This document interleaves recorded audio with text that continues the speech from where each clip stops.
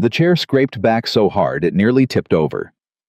Nathan Walker was on his feet before he even realized he'd stood. His hand slamming flat against the table, the silverware jumping the untouched second plate, rattling like it too was afraid of him. "Don't," he said, and his voice cracked down the middle of that one word. "Don't ask me that." A grown man, a decorated Navy chief, trembling in front of a stranger over an empty chair. Because the truth was, he had been waiting almost 2 years for someone to finally ask him that question.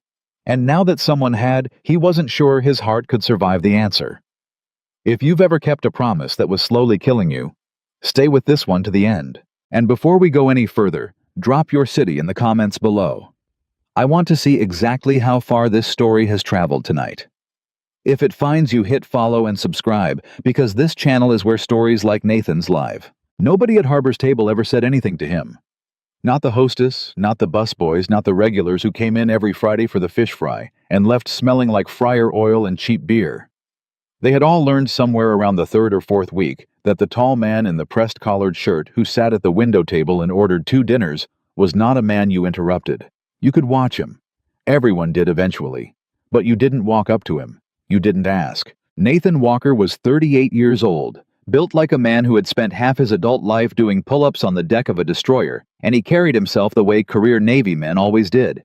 Spine-straight, chin-level eyes that swept a room out of habit before he ever sat down in it. 15 years in the service had taught him how to read danger in a crowd, how to stay calm when metal was flying, how to give orders to frightened young sailors and make them believe everything was under control even when it wasn't. It had not taught him what to do with an empty chair. Every Friday at 7 o'clock exactly, he walked through that door, hung his jacket on the same hook, and sat at the same table by the glass. He ordered for 2. Always the same thing, the roasted chicken with the rosemary potatoes, one for himself and one for the seat across from him. And when the food arrived, he thanked the waitress by name, and then he ate alone, while the second plate sat there, steam curling up off it, untouched until it went cold. The staff called it Chief's Table, without really meaning anything cruel by it. The regulars had their theories. An old fisherman named Pete, who nursed the same beer for 2 hours every Friday, was convinced Nathan was waiting on a woman who'd left him standing at an altar somewhere.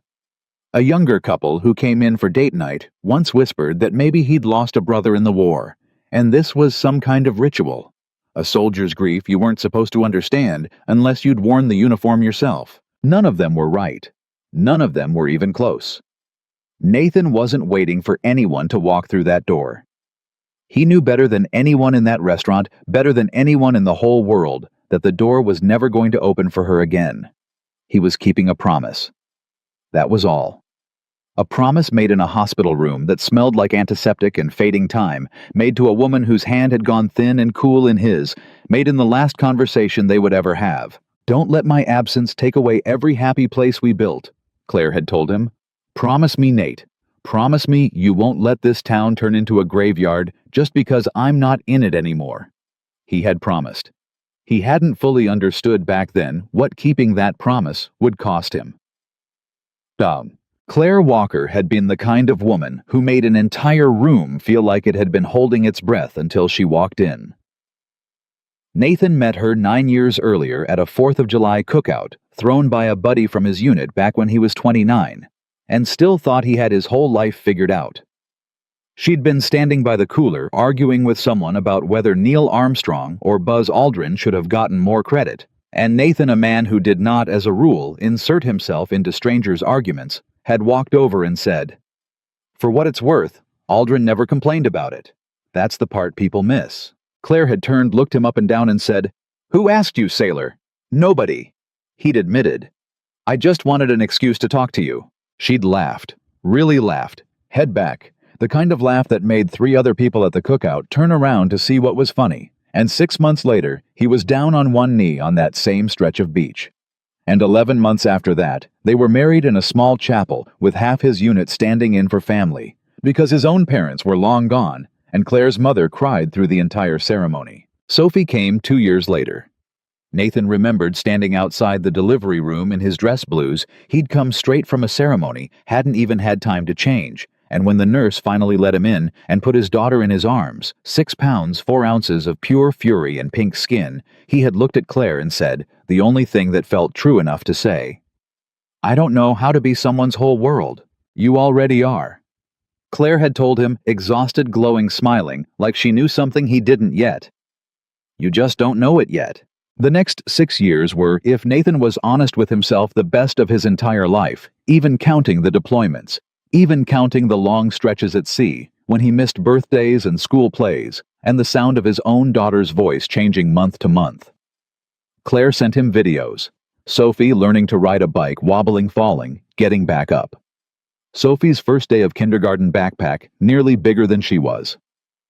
Claire, every single time narrating from behind the camera, like a woman who understood that someday her husband would need every one of these seconds more than he needed air. She misses you, Claire would say into the camera at the end of almost every video. But she's proud of you, Nate. We both are. Come home safe. He always did. Until the one time it didn't matter whether he came home safe or not, because home wasn't safe anymore, and there was nothing he could have done from 4,000 miles away to change that. He was on deployment in the Pacific when the call came through. Nathan remembered every detail of it with the kind of clarity that only trauma seems to preserve. The metal taste of the ship's coffee. The way the fluorescent light in the comms room buzzed, just slightly off-key.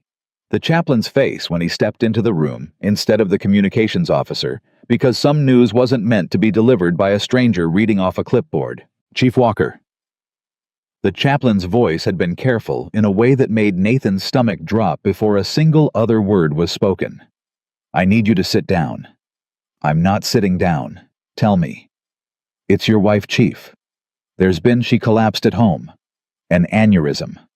They did everything they could, but Nathan didn't remember the rest of the sentence.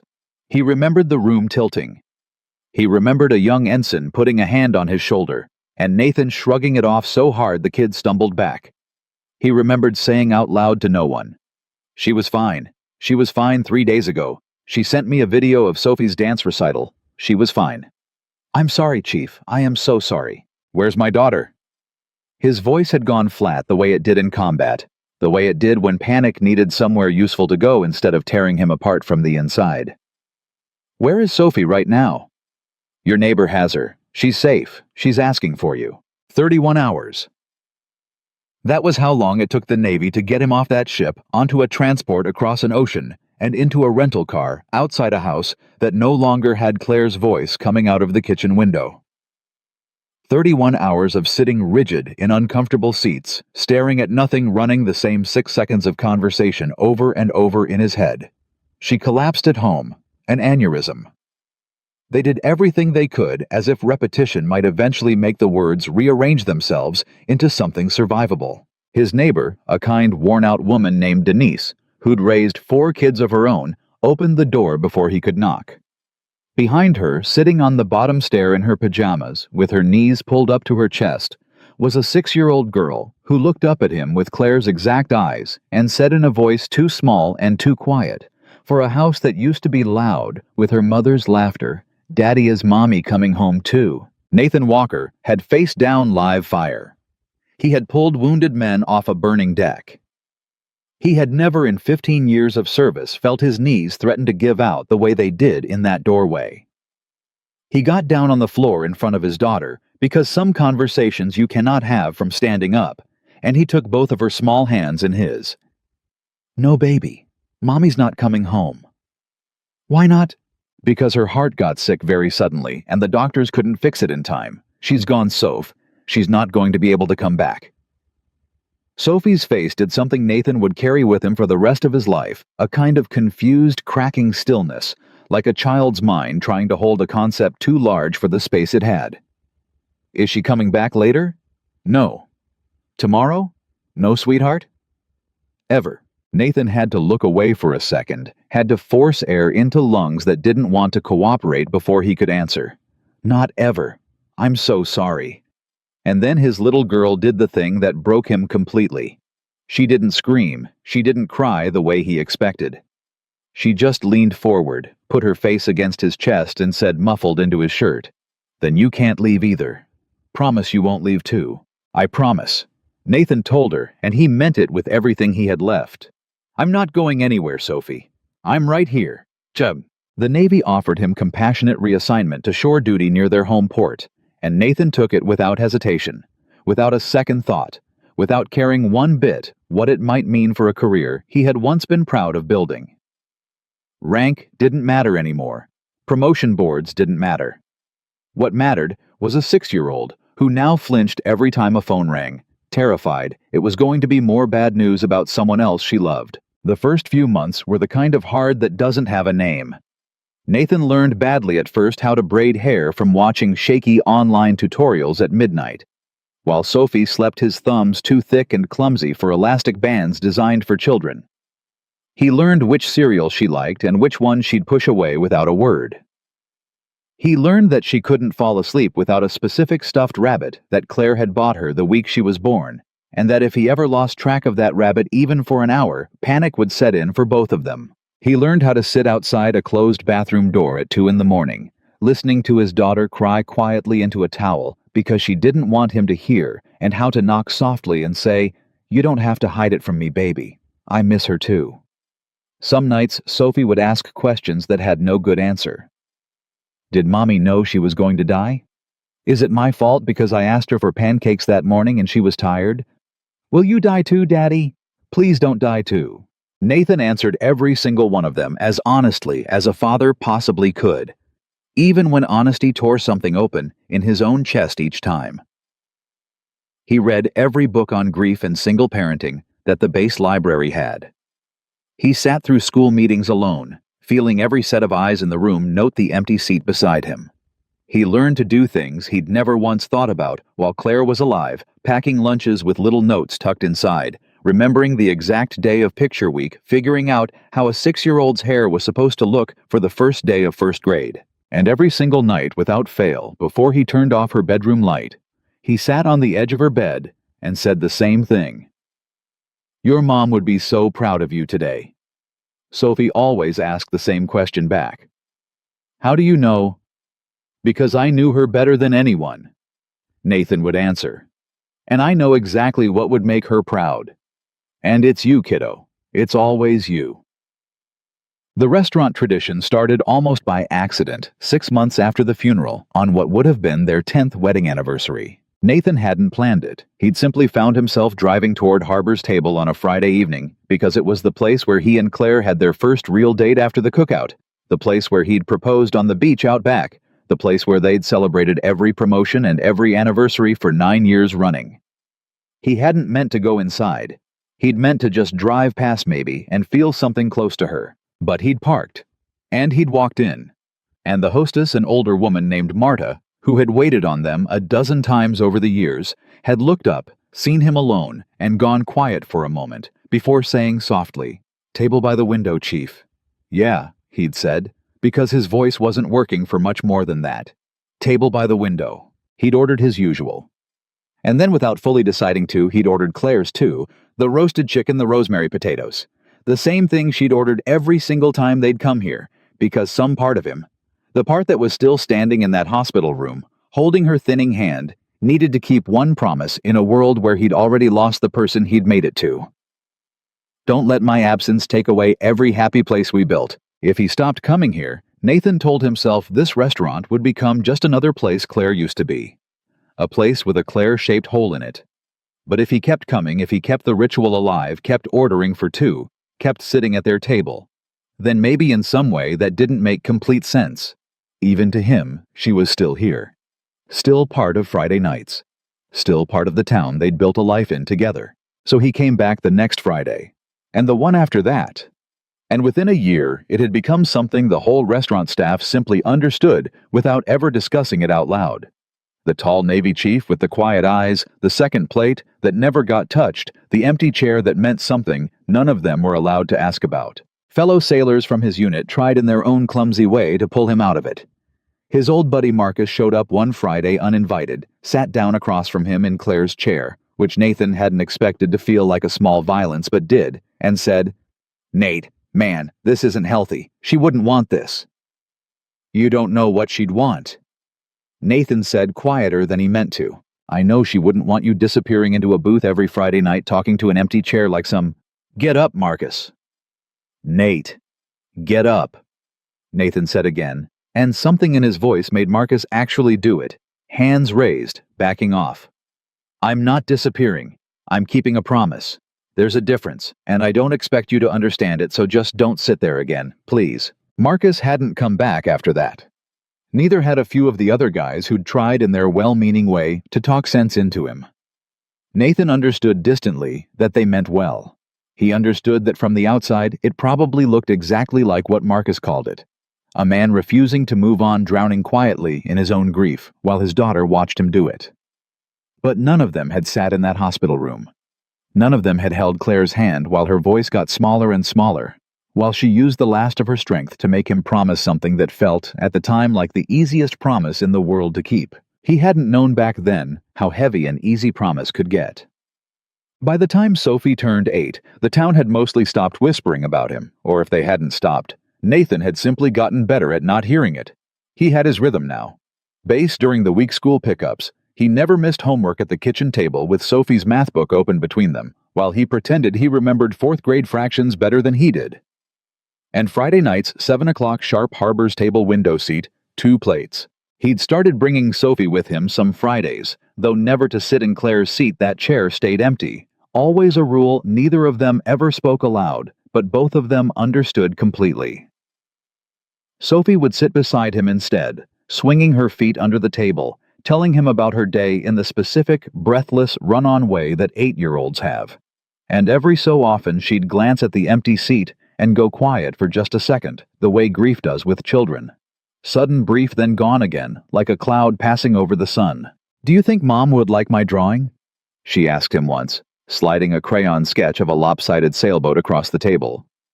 "She'd put it on the refrigerator immediately," Nathan told her. "No question. Even though the sail's crooked. Especially because the sail's crooked. She always liked things better when they weren't perfect. Said perfect things were boring." Sophie had smiled at that, a real smile, the kind that still, 2 years later, could catch Nathan off guard with how much it looked like her mother's. "I miss her a lot," she said quietly. "Is that okay, even though it's been so long?" "It's more than okay," Nathan said, reaching over to squeeze her hand. "I miss her every single day, too. Missing someone doesn't have an expiration date, kiddo. Anybody who tells you different doesn't understand love." He believed that when he said it. He believed it with his whole chest. What he didn't yet understand, what it would take a stranger's blunt, unexpected question to finally show him, was the difference between missing someone and refusing to let yourself live around the missing. Between carrying love forward and using grief as an anchor to keep himself from ever having to risk feeling anything again. There was one Friday not long before Sophie's 9th birthday when she'd asked him something that had stayed lodged in his chest for weeks afterward. The way certain questions from children do, too simple to answer, easily, too honest to dodge. They'd been walking out of Harbor's table together.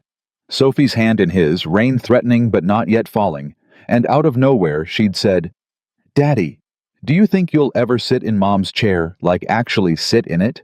Not just leave it empty?" Nathan had stopped walking. "Why would you ask that?" "I don't know."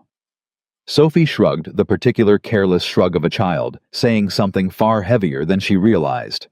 Denise's mom got remarried after Denise's dad died. Denise said it felt weird at first, but then it just felt like more people loving her, not less. "That's not," Nathan had started, then stopped himself, unsure how to finish the sentence. "It's different, Soph." How? He hadn't had an answer for her. Not a real one. He'd mumbled something about it not being that simple, about grown-up things being complicated, and Sophie had accepted it the way children accept most unsatisfying answers from parents, with a small nod and a change of subject. Already 3 sentences into a story about her friend's hamster, before Nathan had even finished feeling the weight of what he hadn't said. But the question hadn't left him. It sat in the back of his mind on every drive home from the base. Every night, he tucked Sophie in and told her Claire would be proud. Every Friday, he set down 2 forks at a table that had 1 occupant. Somewhere underneath the promise, underneath the ritual he'd built so carefully to keep his wife's memory alive in the town they'd loved together, a quieter and far less noble fear had taken root. The fear that if he ever let that chair be anything other than empty, it would mean admitting Claire really was gone. Not gone the way a deployment was gone, temporary survivable something you counted days toward the end of. Gone the way that had no countdown. Gone the way that didn't come back no matter how long or how faithfully you waited. Nathan Walker thought he had this figured out. He thought the empty chair was honoring Claire.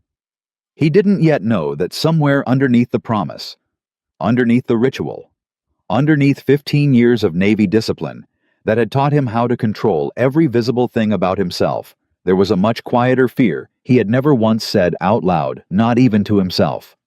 That if he ever stopped grieving her this hard, it would mean he was finally truly letting her go. It was raining the night. Everything changed, the kind of cold, sideways coastal rain that turned the parking lot outside Harbor's table into a sheet of black glass headlights, smearing across it in long streaks. Nathan was at his table by 7, same as always, jacket on the hook. 2 plates ordered Sophie home with Denise for a sleepover with her daughter down the street. He was alone that Friday, which was in hindsight exactly the kind of Friday when something was bound to finally break through. The bell over the door rang around 7:40, and Nathan didn't look up. He never did not for the sound of the door, because in 2 years the sound of the door had never once meant anything for him. But this time, a woman's voice, sharp with frustration and slightly out of breath, was arguing with someone on the phone about a tow truck that wouldn't be there for 90 minutes. And something about her tone controlled, clipped the voice of someone used to being obeyed, and clearly unused to being stranded, made him glance up despite himself. She was maybe mid-30s, soaked from the knees down, dressed like she'd walked out of a boardroom, straight into a flood hair, plastered to one side of her face, and she was still even drenched and furious at a tow company standing like she owned whatever room she walked into. She hung up the phone, exhaled hard through her nose, and scanned the restaurant for an open table. Marta seated her 2 booths down from Nathan. He went back to his dinner. He did not, as a rule, notice strangers. He had trained himself over 2 years not to, but he could feel her noticing him. He felt it the way you feel someone's eyes on the back of your neck. A small prickling awareness that built slowly across several minutes while she picked at a menu she clearly wasn't reading. He kept his eyes on his plate. On Claire's plate, more accurately, steam rising off food that would go cold and untouched, exactly as it had every Friday for 2 years. When he finally looked up, she wasn't pretending not to stare anymore. "Can I help you?" Nathan asked, more clipped than he meant to. "I'm sorry." She didn't look embarrassed at being caught. If anything, she looked more curious. "I don't mean to be rude. I've just been sitting here for 10 minutes, trying to figure out why a man would order 2 dinners and eat by himself." "It's not really any of your business." "No," she agreed, unbothered. "It's not." She went back to her menu. Nathan went back to his food. He assumed that was the end of it, the kind of brief, forgettable friction that happens between strangers in restaurants and dissolves. The second one of them looks away. It wasn't the end of it. 4 minutes later, her chair scraped back, and before Nathan fully registered what was happening, she was standing at the edge of his table, rain still dripping faintly off the ends of her hair, looking at him with an expression that wasn't pity and wasn't nosiness. It was something closer to recognition, like she'd seen this particular shape of pain somewhere before and couldn't walk past it a second time. "I know it's none of my business," she said. "I'm going to ask anyway because something tells me nobody else in this restaurant has the nerve to, and somebody probably should have by now." Nathan's jaw tightened. His hand, without his permission, closed into a fist on the table beside his fork. 2 years of silence. 2 years of Marta's careful discretion. 2 years of regulars who'd learned to look away, and this stranger, soaked through and uninvited, was about to say the thing nobody had said to his face since Marcus tried and failed in this very restaurant. "Who are you waiting for?" The question landed in Nathan's chest like a depth charge going off underwater. No sound at first, just pressure, just the sudden violent displacement of everything that had been sitting still inside him for 2 years. His hand slammed flat against the table before he'd consciously decided to move it. The silverware jumped. The second plate rattled.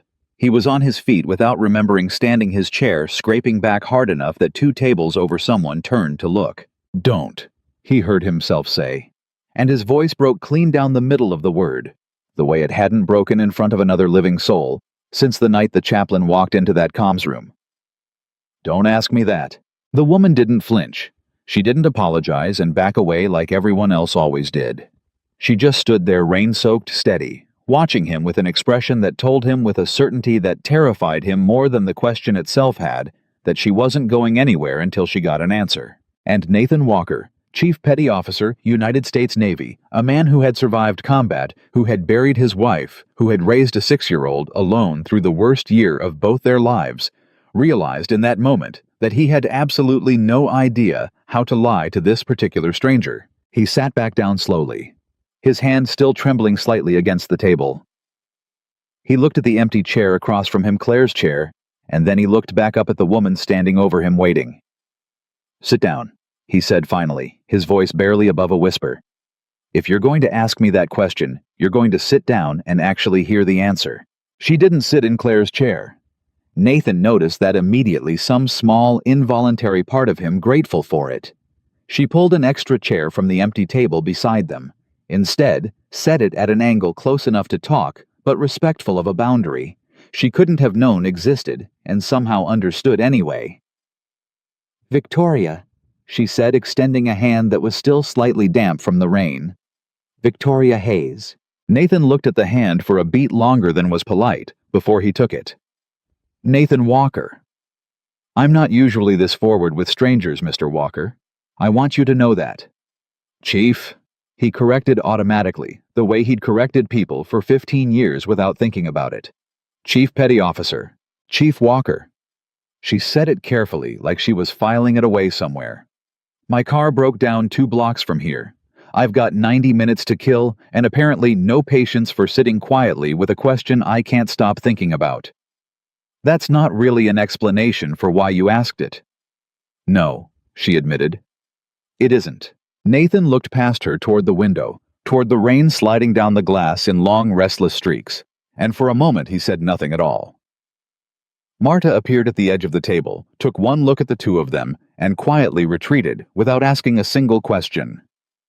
2 years of Fridays had taught her exactly when not to interrupt. "I'm not waiting for her to come back," Nathan said finally. "If that's what you think this is." Victoria's expression didn't change, didn't soften into the pity he braced for. "Then why do you keep coming? Why order for 2 people if one of them isn't coming?"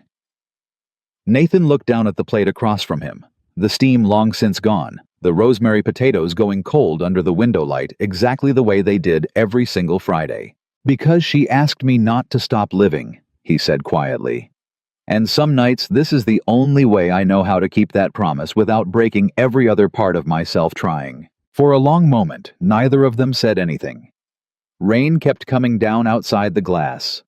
And Victoria Hayes, a woman who had walked into countless boardrooms and never once lost her composure, who had built an empire out of never letting anyone see her flinch, sat very still across from a stranger's grief, and felt something crack open in her own chest that she had spent years making sure nobody ever got close enough to touch. Victoria was the first to break the silence, and when she did, her voice had lost the clipped boardroom edge it carried when she'd first walked through the door. "That's the saddest thing anyone has ever said to me," she said. "And I've sat through funerals. It's not supposed to be sad." Nathan pushed the cold plate an inch to the side, the way he always did once he'd finished his own dinner. A small automatic gesture that had become as much a part of the ritual as ordering it in the first place. "It's supposed to be a promise kept. There's a difference." "Is there?" "There has to be," he said, and something in the way he said it made it sound less like an argument and more like a man trying to convince himself of something he'd repeated so many times it had started to wear thin. "Otherwise, I'm just a man torturing himself twice a week for no reason." Victoria's phone buzzed against the table between them, the tow company finally telling her the truck was 10 minutes out. She glanced at it, then set it face down without answering, which surprised Nathan more than he let on. A woman who ran a phone call like she'd run the one about her car breaking down did not, in his experience, ignore a second call for anyone. "Can I ask you something else?" she said. "And you can tell me it's none of my business again. I'll understand." "Go ahead." "Does she know wherever she is? Do you think she knows you're still doing this?" Nathan was quiet for a long moment. Outside, the rain had softened from a downpour to something steadier, quieter, the kind that would probably last through the night. "I used to think that mattered," he said. "Whether she knew, whether she was watching somewhere keeping score. Now I think—" He started again. "Now I think it doesn't matter if she knows. It matters that I know. That I didn't just let her be a person I used to have dinner with." "That's not nothing," Victoria said quietly. "For what it's worth, it's not everything either." He looked at her directly, then the first time since she'd sat down that his eyes hadn't drifted somewhere past her toward the window, toward the empty chair, toward some middle distance only he could see. "You never told me why you're really here." A tow truck doesn't explain walking up to a stranger's table and asking him the one question nobody in this town has had the nerve to ask in 2 years. Victoria's composure slipped just slightly, just for a second, a flicker across her face, like a light dimming and catching itself. "I don't know," she admitted. "I saw you and I felt like I was looking at a mirror that happened to be shaped like a man in a Navy uniform. That's the honest answer. I don't have a better one. A mirror. I lost my father 2 years ago, right around the time you lost your wife from the sound of it." She said it the way people say things they've never said out loud before, carefully testing the weight of each word before committing to the next one. "He built the company I run now. I took over 11 days after his funeral because the board needed someone in the chair, and I was the only Hayes left standing. I have not in 2 years taken a single week off. I have not had dinner with a friend that wasn't also a business contact. I go home to an apartment I've lived in for 6 years, and I genuinely cannot tell you the name of a single neighbor." "That's not the same as this," Nathan said, gesturing faintly toward the second plate. "No," Victoria agreed. "You built a whole ritual around missing someone. I just disappeared into work so completely that I never had to feel the missing at all. I'm not sure which one of us is doing worse, honestly. At least you show up for it." "What was he like?" Nathan asked. "Your father." Victoria looked briefly caught off guard, as though nobody had asked her that plainly in longer than she could remember. "Relentless," she said finally. "Brilliant. Impossible to satisfy most days. He built the company out of a single warehouse and a bank loan nobody thought he'd pay back, and by the time I was 10, I already understood that the company came first, second, and third, and whatever was left over at the end of the week belonged to me and my mother, if there was anything left at all." She turned her water glass slowly on the table, not quite meeting his eyes. "The strange thing is, I used to swear I'd never become him. I used to tell my college roommate I'd rather run a bakery than inherit that company just to prove I wasn't going to spend my whole life the way he spent his. What happened? He had a heart attack in his office at 11 o'clock on a Tuesday night alone, because he'd sent everyone else home hours earlier." Her voice didn't waver, but something behind it tightened. "Security found him the next morning, and I remember standing at his funeral, thinking with total clarity that I was furious at him. Truly furious, the kind of angry you're not supposed to feel at a funeral. Because even in dying, he'd managed to do it entirely alone, exactly the way he did everything else. I stood there in a black dress promising myself I would not become that. And then I walked straight into his office and became exactly that, without so much as a pause to grieve him properly first." Nathan didn't offer her anything easy in response.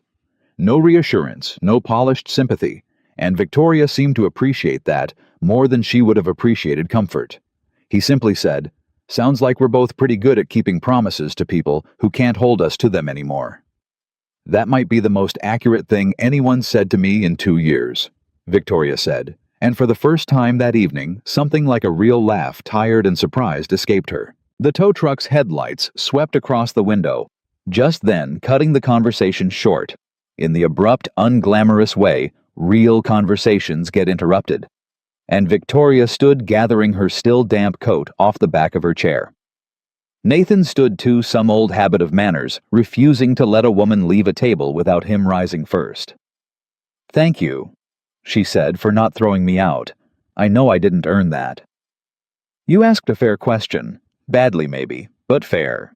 Will you be here next Friday?" The question came out faster than she seemed to intend, and she caught herself added almost defensively, "I just mean for the record. in case I owe you an actual apology once I've thought about this more." Nathan looked at her for a moment, weighing something Victoria couldn't read. 7 o'clock, he said finally. "Same table. I'm always here." She left without saying anything else, and Nathan sat back down across from the plate that had long since gone cold. And for the first time in 2 years, the silence at that table didn't feel entirely the same as it had every Friday before. She came back. Victoria told herself the following Friday that it was curiosity, the kind of loose end a person like her simply couldn't leave dangling, the same instinct that made her reread contracts until every clause made sense. She told herself the week after that it was the food that Harbor's table happened to make a rosemary potato dish worth driving across town for. By the third Friday, sitting across from Nathan again in the extra chair, she still refused to pull from beside Claire's. She stopped bothering to explain it to herself at all. "You're back," Nathan said, not quite masking his surprise. "The potatoes," Victoria said, deadpan. "I told you." "Right. How's your daughter?" The question caught him off guard, not because it was inappropriate, but because in 2 years, almost nobody had asked him about Sophie without first asking about him, without wrapping the question in some careful, cautious concern for how he was holding up. Victoria had simply asked direct and unguarded, like it was the most natural question in the world. "She's good," Nathan said, and found himself smiling for real, the first unforced smile Victoria had seen cross his face. "She's 8. Think she's going to be a marine biologist, then an astronaut, then a marine biologist again, depending on the day. Last week she informed me octopuses have 3 hearts, and I have not stopped hearing about it since." 3 hearts, Victoria repeated. "That's genuinely more than I knew about octopuses an hour ago. Welcome to my life. I know an unreasonable amount about deep-sea creatures now." They talked for almost 2 hours that Friday. Not about Claire, not directly. Though she sat in the conversation the way she sat in that empty chair present without being spoken to. Nathan found himself telling Victoria things he hadn't said out loud to anyone, not even Marcus, not even the Navy counselor he'd seen twice, and then quietly stopped scheduling with. He told her about the deployment when Sophie took her first steps, and Claire had to hold the phone up to the crib for him to watch it happen 4,000 miles away. 30 seconds of grainy video that he still had saved on 3 different devices in case one of them ever failed. "I missed it," he said. "The actual moment." By the time the video loaded, she'd already fallen down twice more. "I watched my daughter learn to walk on a 12-second delay through a satellite phone, and I told myself that was just what the job cost. That's what you tell yourself when you're in it. Everybody makes that trade." "Was it worth it?" Victoria asked. "The trade?" Nathan considered the question longer than she expected. "I used to think so. Now I'm not sure the math works out the way I told myself it did back then. I got 15 years of serving my country. I got maybe 4 total years of actually being home for my daughter's life, spread out in little pieces. And then Claire died while I was on the other side of the planet, and Sophie spent the worst night of her life with a neighbor, because her father was 31 hours away by transport plane." His jaw tightened. "So no, I don't know if it was worth it anymore. I used to be so sure. I'm not sure of anything like that these days." Victoria didn't offer him comfort or contradiction, which Nathan realized, sitting there, was exactly what he needed from her. Not reassurance, not someone telling him he'd made the right choices, just someone willing to sit with the fact that he hadn't decided yet whether he had. "My father used to say the company was worth more than any single day," Victoria said quietly. "He said that to me constantly growing up.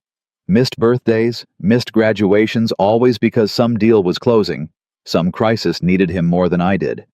And I resented him for it for years. And then he died, and somehow I turned into exactly the same person within 11 days. I don't even think I made the decision. I just woke up one morning already living his life instead of mine. Do you regret it taking over?" "I don't know if regret is the right word," Victoria said. "I think I just never let myself ask the question, which is its own kind of answer probably." There was another Friday, a few weeks into their new routine, when Nathan told her about the week Sophie went back to school after the funeral, a story he hadn't planned on telling anyone, one that came out sideways prompted by something small. Victoria said about hating the way people's faces changed the moment they found out about her father. Sophie's teacher pulled every kid in that class aside individually before she came back, Nathan said. Told them not to ask her about it, not to say anything that might upset her.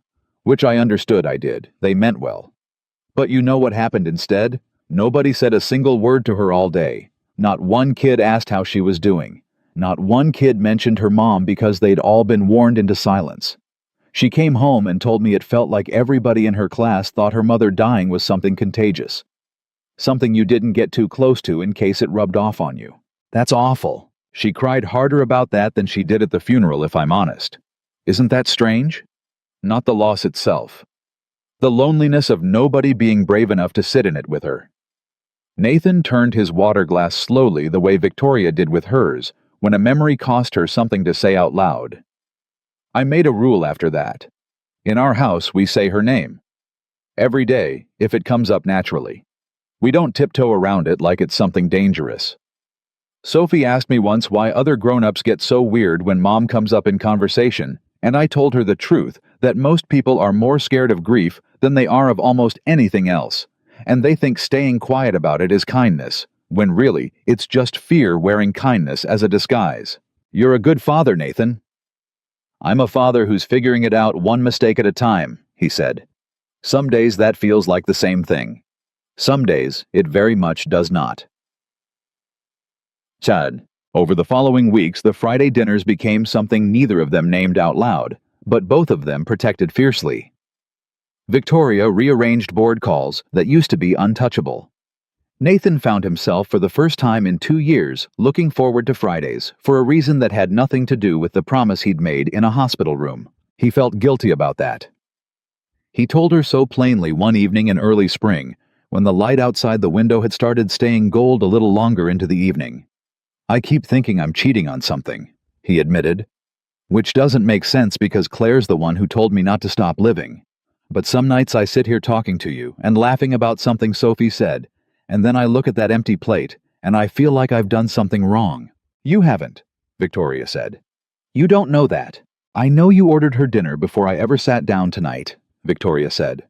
I know you still don't let me sit in her chair. I know you still tell Sophie every single night that her mother would be proud of her. Nathan, I've watched you keep this promise for 6 weeks now, and I have never once seen you break it. Not even a little. Whatever this is between us, and I'm not entirely sure what to call it yet either, it isn't cheating on anything.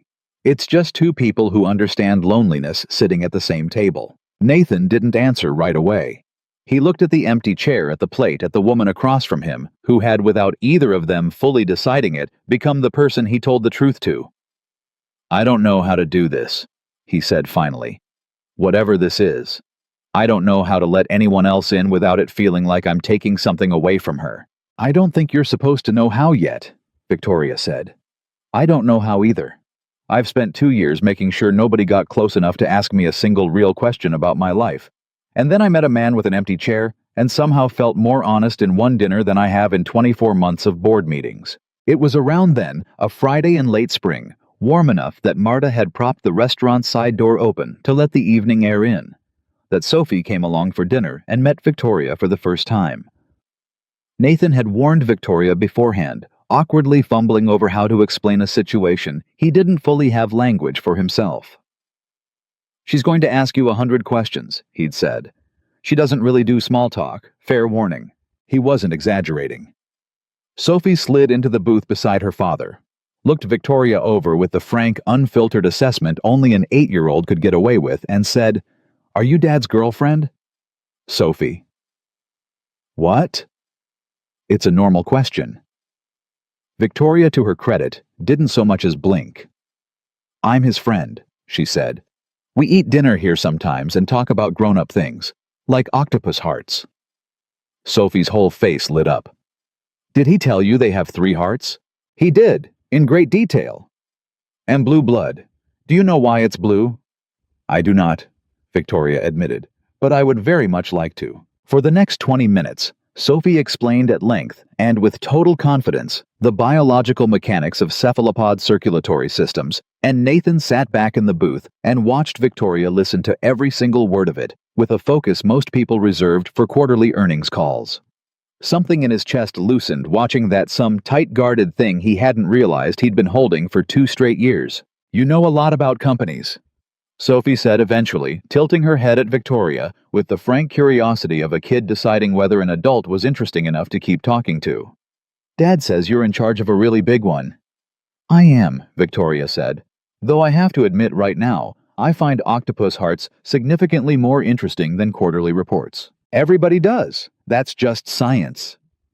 Sophie said this with such total conviction that Victoria laughed out loud, a real laugh, unguarded the kind Nathan hadn't heard from her before. "Do you have kids?" "Sophie?" "It's a normal question, Dad, you always say that." Victoria shook her head unbothered. "No, I don't have kids. I don't have much of anything outside of the company, if I'm honest with you." Sophie considered this with the seriousness of someone twice her age. "That sounds lonely." "It is sometimes," Victoria admitted, surprising herself with how easily the truth came out in front of an 8-year-old, easier than it ever had in a boardroom. "But dinners like this help. You can come every Friday if you want," Sophie said, already reaching for her lemonade, the offer tossed off with the effortless generosity children extend before they've learned to weigh the cost of it. "There's always an extra chair anyway." Nathan went very still at that, his eyes flicking briefly toward the chair that wasn't extra at all. The one his daughter didn't yet fully understand was already spoken for. Victoria caught the look and gently steered the conversation back toward marine biology before anyone had to sit with the weight of what Sophie had just said. Sophie liked her. That much was obvious within the first 10 minutes, and watching his daughter light up across the table from someone who wasn't her mother, who could never be her mother, Nathan felt the guilt and the relief arrive at exactly the same moment, tangled together so completely he couldn't have separated them if he tried. It was 3 weeks after that dinner on an ordinary Friday that started out no different from any other that everything Nathan believed about his own grief quietly came apart. He'd stepped away from the table to settle up an issue with the kitchen, a delivery mix-up. Nothing important. The kind of small errand that used to happen constantly before Marta had the place running smoothly again. And in the 5 minutes he was gone, Sophie, swinging her feet under the booth, looked across at Victoria with the same unguarded directness she used for everything else in her life. "Can I tell you something?" Sophie said. "You have to not tell my dad I said it." Victoria hesitated. "I don't love keeping secrets from your dad, Soph. But go ahead and I'll decide." Sophie considered this, apparently satisfied it was fair. "My dad thinks if he stops missing Mom, he'll forget her." Victoria went very still. "That's why he keeps doing the 2 plates thing." Sophie continued matter-of-fact, in the way children are matter-of-fact about things adults spend years failing to articulate. "I heard him tell Uncle Marcus that a long time ago, when he thought I was asleep. He said if he stopped feeling sad about Mom, it would mean he was letting her disappear. But I don't think that's true. I think you can stop being sad and still remember someone. I don't cry about Mom every day anymore, and I still remember her. I remember her laugh, and her pancakes, and the song she used to sing in the car. I didn't forget any of it just because I got happier." "That's very wise." Victoria managed her voice unsteady in a way she wasn't used to hearing from herself. "How old did you say you were again?" 8 3/4. Sophie shrugged, entirely unaware of the size of what she'd just handed over. "I just think my dad's scared. Not sad. Scared. Those are different things, I think. Are you scared of something too?" Nathan returned to the table a moment later, oblivious, sliding back into the booth and asking what he'd missed. And Sophie, with the effortless, subject-changing skill of every 8-year-old alive, launched immediately into a story about a substitute teacher leaving Victoria to sit there, holding a piece of information that reframed everything she thought she understood about the man across the table. Because Victoria had believed for weeks now that she was watching a man honor a promise. A widower keeping love alive, the only way he knew how. That was the story Nathan told about himself, and it was in its own way a beautiful one.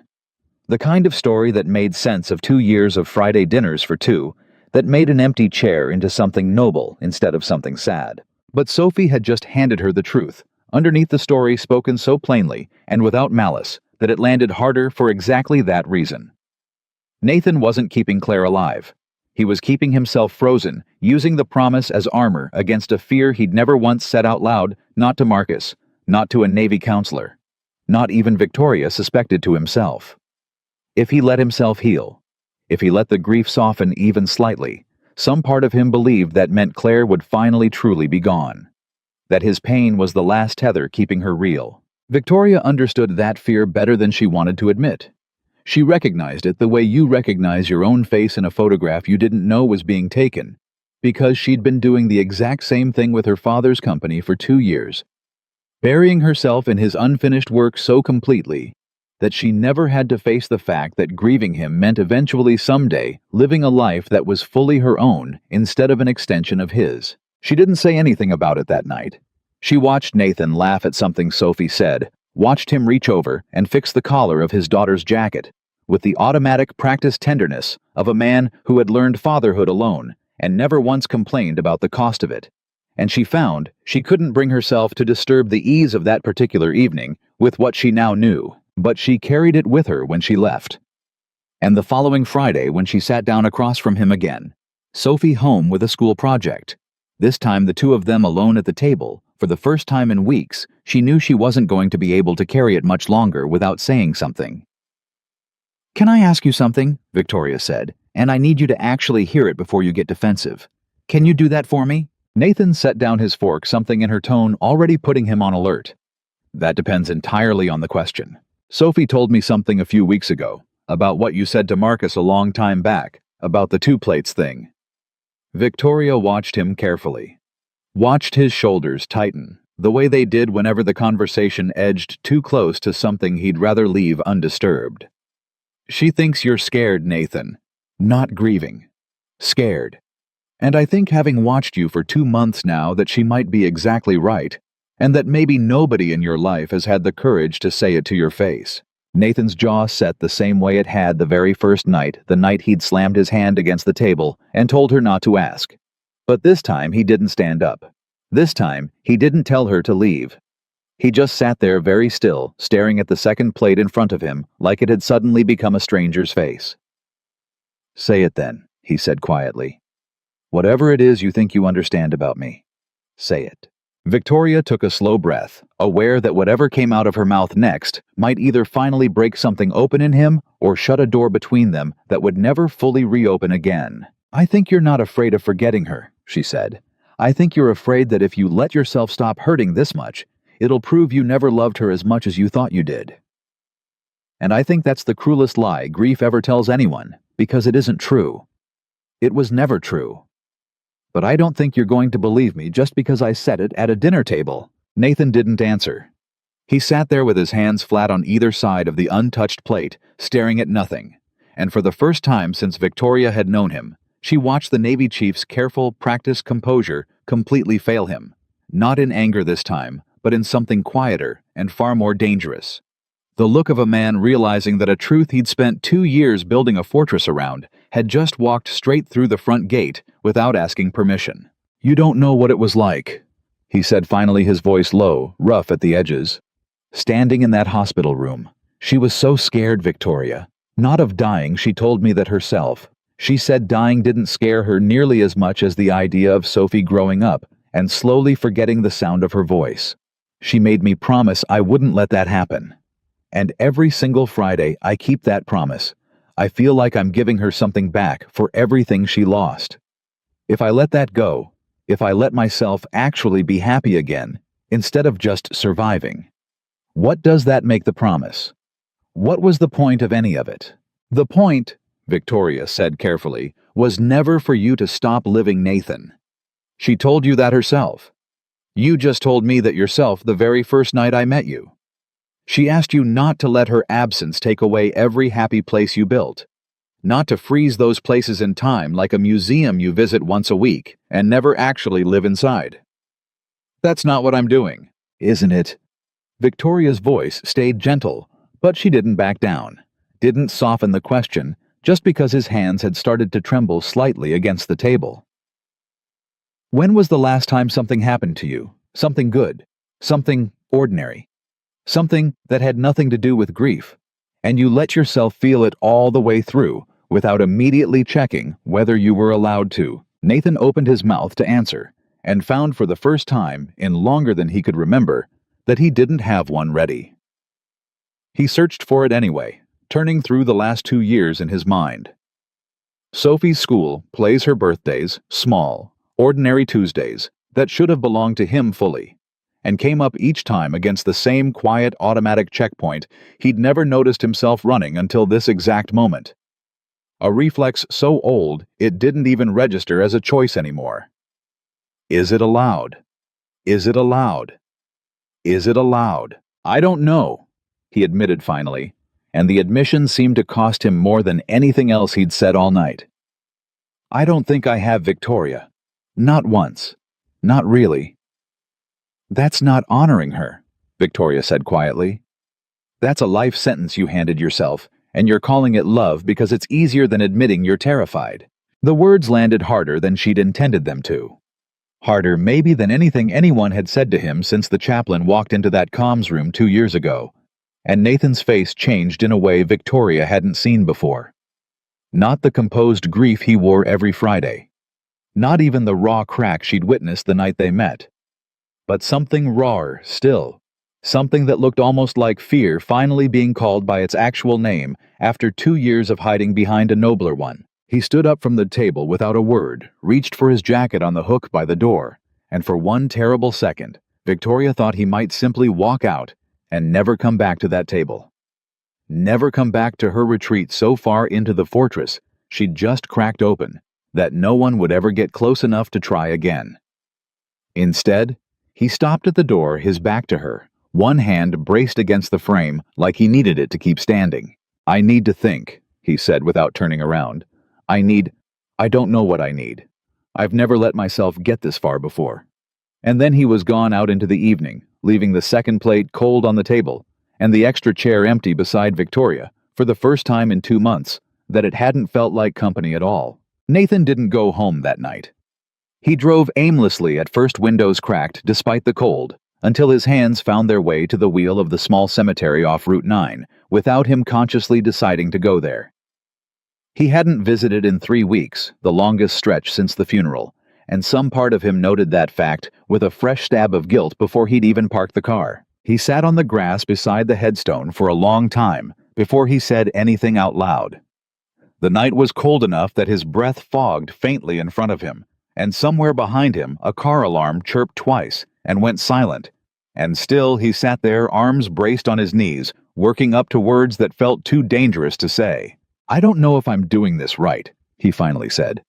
Any of it. I keep thinking I've got it figured out, and then somebody says one true thing, and the whole floor drops out from under me. He waited the way he always did for some sign that didn't come, no wind through the grass. No sudden clarity, nothing but the quiet hum of traffic, somewhere past the tree line. I used to think you'd send me some kind of sign, he admitted, almost embarrassed by the confession, even with no one there to hear it but stone and grass. A song on the radio at the right moment. A bird landing somewhere it shouldn't. Sophie used to ask me if I thought you were watching, and I always told her yes, because what else was I supposed to tell a 6-year-old? But some nights, sitting here, I wonder if I made this whole tradition up, because the alternative that you're just gone, completely gone, and none of this reaches you at all, was too much to survive. Maybe I needed the ritual more than you ever needed the promise kept. There's a woman, he said, and his voice cracked slightly on the word, embarrassed, even in an empty cemetery, to be saying it out loud. Her name's Victoria. She walked into Harbor's table on a Friday when her car broke down, and I don't know what she is to me yet. But Sophie likes her. Sophie really likes her, Claire, and that terrifies me more than almost anything has since you left. He pressed the heel of his hand against his eyes for a second. She told me something tonight. That I've turned missing you into a life sentence. That I'm calling it love because it's easier than being scared. And I wanted to be angry at her for saying it. I really did, but the worst part is, I think she might be right, and I don't know what that means.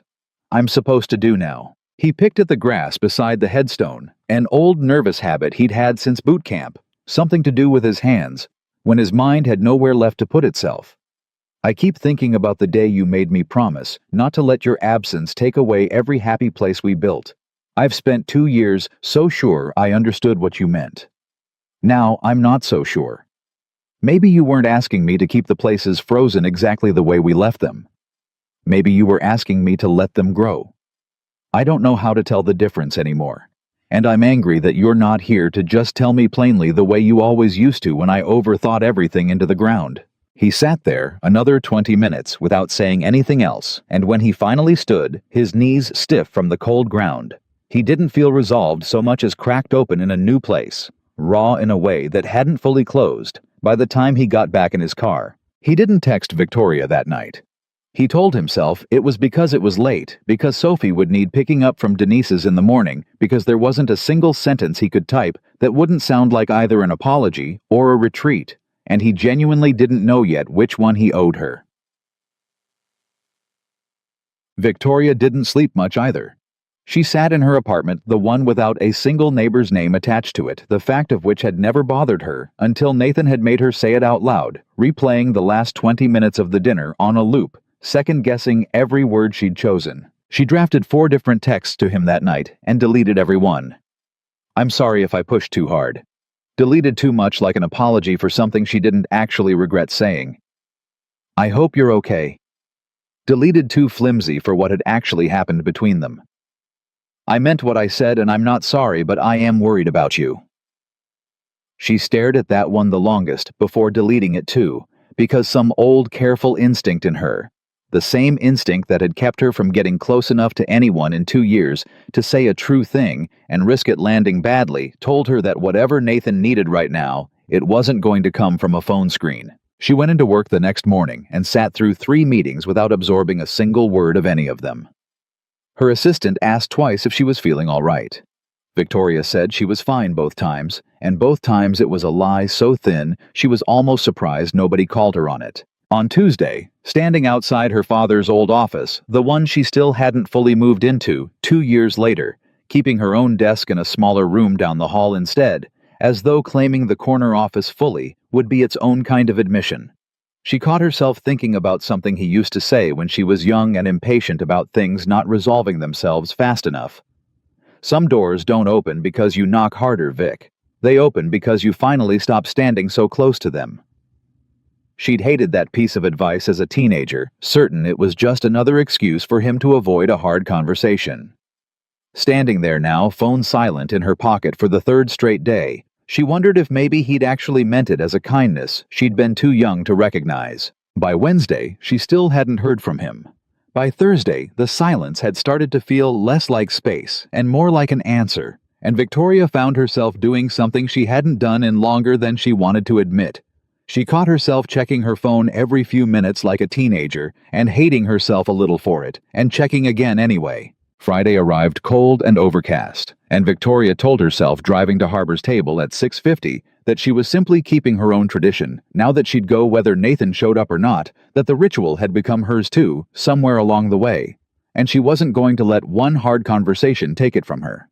The window table was empty when she walked in. Marta caught her eye from across the restaurant and came over before Victoria had even fully sat down. Her expression careful in the particular way of someone who'd been rehearsing what to say. He called this afternoon, Marta said. Told me not to bother setting the table tonight. Said his daughter's running a fever, poor thing, and he didn't want to leave her. She hesitated, studying Victoria's face a moment longer than necessary. He asked me to tell you if you came in. Said he didn't have your number saved right, or he'd have called you himself. I think that might not be entirely true if you want my honest opinion, but it's what he told me to say. Victoria sat there for a moment, processing that the relief and the disappointment tangled together so tightly she couldn't tell which one was winning. Is Sophie all right? Nathan didn't sound panicked, if that's what you're asking.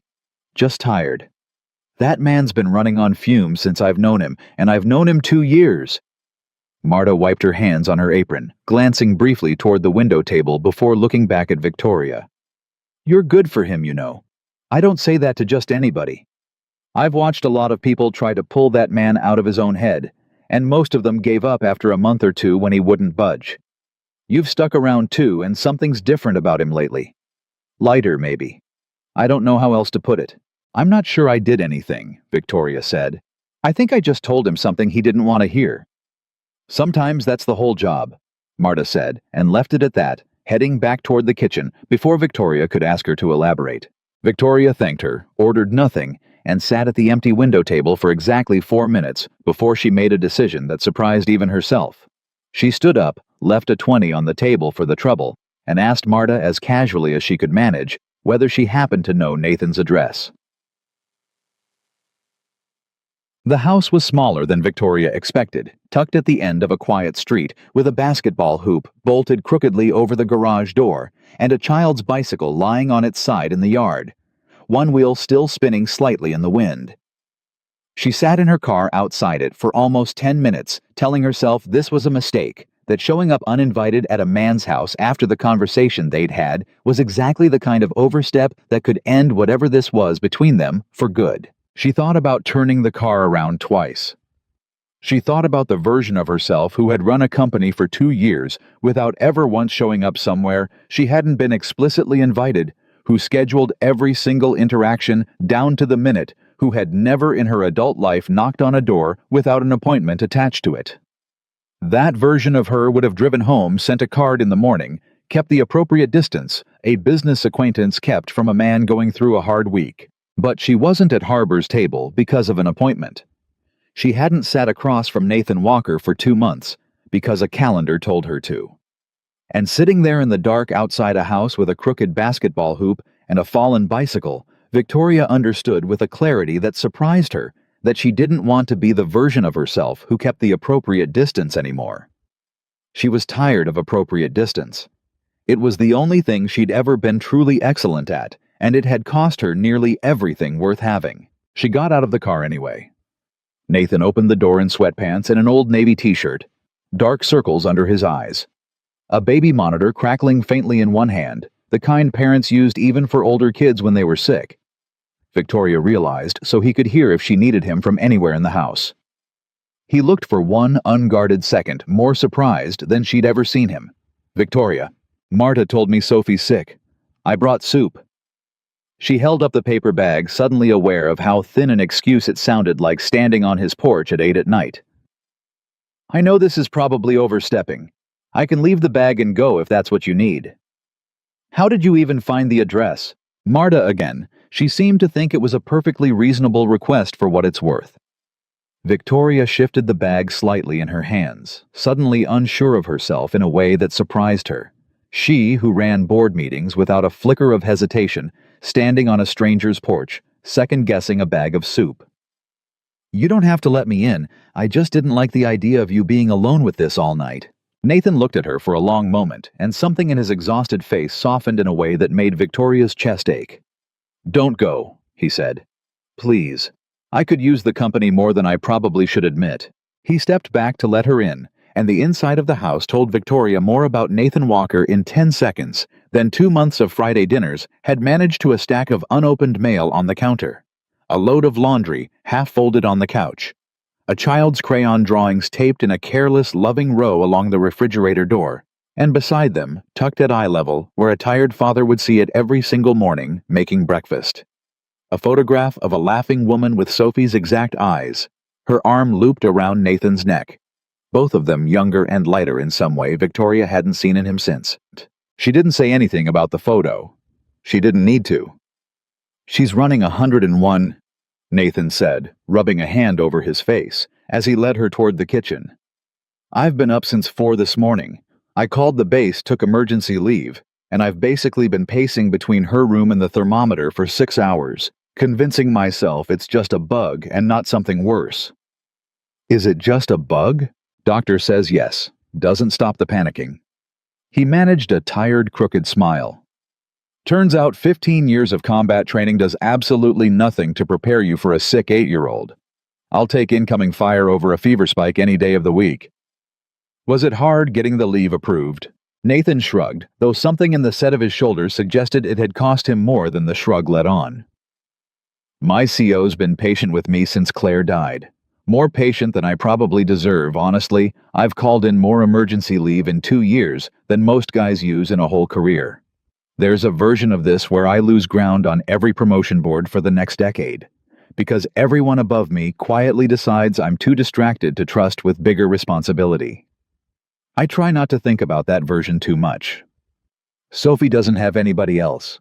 If I don't drop everything when she needs me, nobody does. That's not a small sacrifice.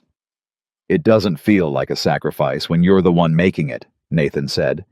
It just feels like the only choice there ever was. He set his mug down, finally looking fully at her instead of at the counter. Enough about me falling apart over a fever. What about you? You didn't have to drive out here with soup for a kid you've known 2 months. Victoria set down her own cup, choosing her words carefully. I think I've spent so many years being the person who doesn't show up unannounced, who keeps everything at arm's length until it's scheduled and approved and safe, that some part of me wanted to prove I could be a different kind of person, even just for one night. She glanced toward the hallway, toward the sound of the tablet still faintly playing cartoons in Sophie's room. It felt more important than any meeting I could have stayed home to prepare for instead. Victoria set the soup down on the counter, and without quite deciding to started clearing space around it, moving the unopened mail into a neater stack, an instinct she didn't examine too closely. Can I see her if she's awake? Nathan hesitated only a second before nodding, leading her down a short hallway, lined with more crayon drawings, more photographs, a life fully lived and fully missed in equal measure, taped to every wall. Sophie was propped up in bed, against 2 pillows, cheeks flushed. Hair stuck slightly to her forehead, a cartoon playing quietly on a tablet propped against her knees. She brightened weakly when she saw Victoria in the doorway. You came. Sophie said, her voice thin and a little raspy. I heard you weren't feeling well. I brought soup, but I think your dad's going to have to be the one to actually get you to eat it. It's the octopus kind, right? Sophie asked, deadly serious despite the fever. I'm fairly certain it's chicken noodle, but I'll double-check with the kitchen. Sophie managed a weak laugh at that, which seemed to satisfy Nathan more than any medicine had all day. Victoria watched his shoulders drop half an inch just from the sound of it. Okay. They got Sophie to eat a few spoonfuls of soup, checked her temperature again down slightly enough for Nathan's face to unclench a fraction, and settled her back against her pillows with the tablet and a promise from her father that he'd be right down the hall if she needed anything. Sophie caught Victoria's sleeve before she could step back from the bed, tugging weakly. Thanks for coming, Sophie said, eyelids already heavy. Dad's better when you're here. He worries less. I don't know about that, Nathan said from the doorway, though he didn't argue very hard. You do.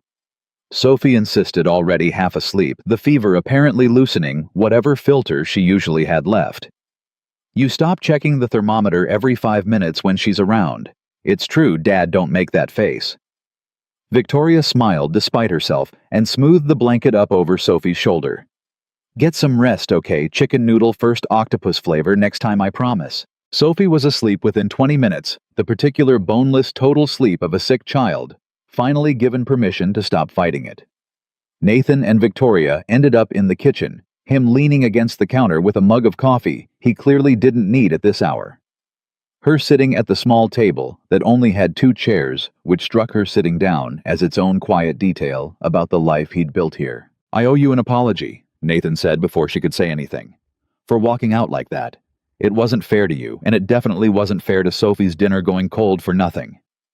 You don't owe me anything. You needed to think. That's not a crime. Maybe not, but I left you sitting there after saying something that hard to hear, and that wasn't right, whatever I needed. He turned the mug slowly in his hands, not quite looking at her. I went to the cemetery. First time in 3 weeks. I sat there and told Claire about you, if you can believe that. Told her what you said about the life sentence.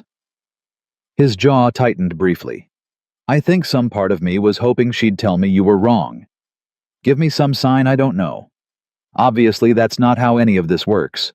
But I sat there anyway, waiting for something same as I've been doing every Friday at that restaurant for 2 years. What did you feel, sitting there? Nathan considered the question seriously, the way he seemed to consider everything Victoria asked him, like her questions carried more weight than most people's did. Tired, he admitted. Not sad exactly. Just tired in a way I don't think I've let myself feel since the funeral. Like I've been holding my breath for 2 years and somebody finally told me it was okay to exhale and I don't actually know how anymore. I forgot the mechanics of it. That's not a small thing to admit. No, he agreed. It isn't. He finally looked at her directly. You were right, by the way, about the fear. I've spent 2 years telling myself the two plates thing was love, and some of it is. I do believe that I don't think that part was ever a lie. But underneath it, you were right. I was scared that if I let myself be happy again, even for one night, it would mean she mattered less. That grieving her less hard meant loving her less. And I don't actually think that's true anymore. I think I just needed somebody brave enough, or blunt enough, to say it to my face before I could hear it. I almost didn't say it, Victoria admitted. I sat there for probably 10 full minutes, deciding whether it was mine to say at all. You'd known me 2 months. Who was I to walk into your grief and start rearranging the furniture? I'm glad you did anyway. Are you really? She studied him carefully, as though checking for the smallest crack of resentment underneath the words. Because you walked out of that restaurant like a man who'd just been told something he'd give almost anything not to have heard. I was, Nathan admitted. In the moment, I wanted to be angry at you so badly, Victoria. It would have been so much easier to be angry. Anger I know how to carry. This... He gestured vaguely helplessly at the space between them, at the whole strange unraveling of the last several days. This I don't have 15 years of Navy training for. Nobody teaches you how to actually let go of being afraid. They just teach you how to function anyway, scared or not. And I got very, very good at functioning. I forgot there was a difference between functioning and actually living until you sat across from me and pointed it out.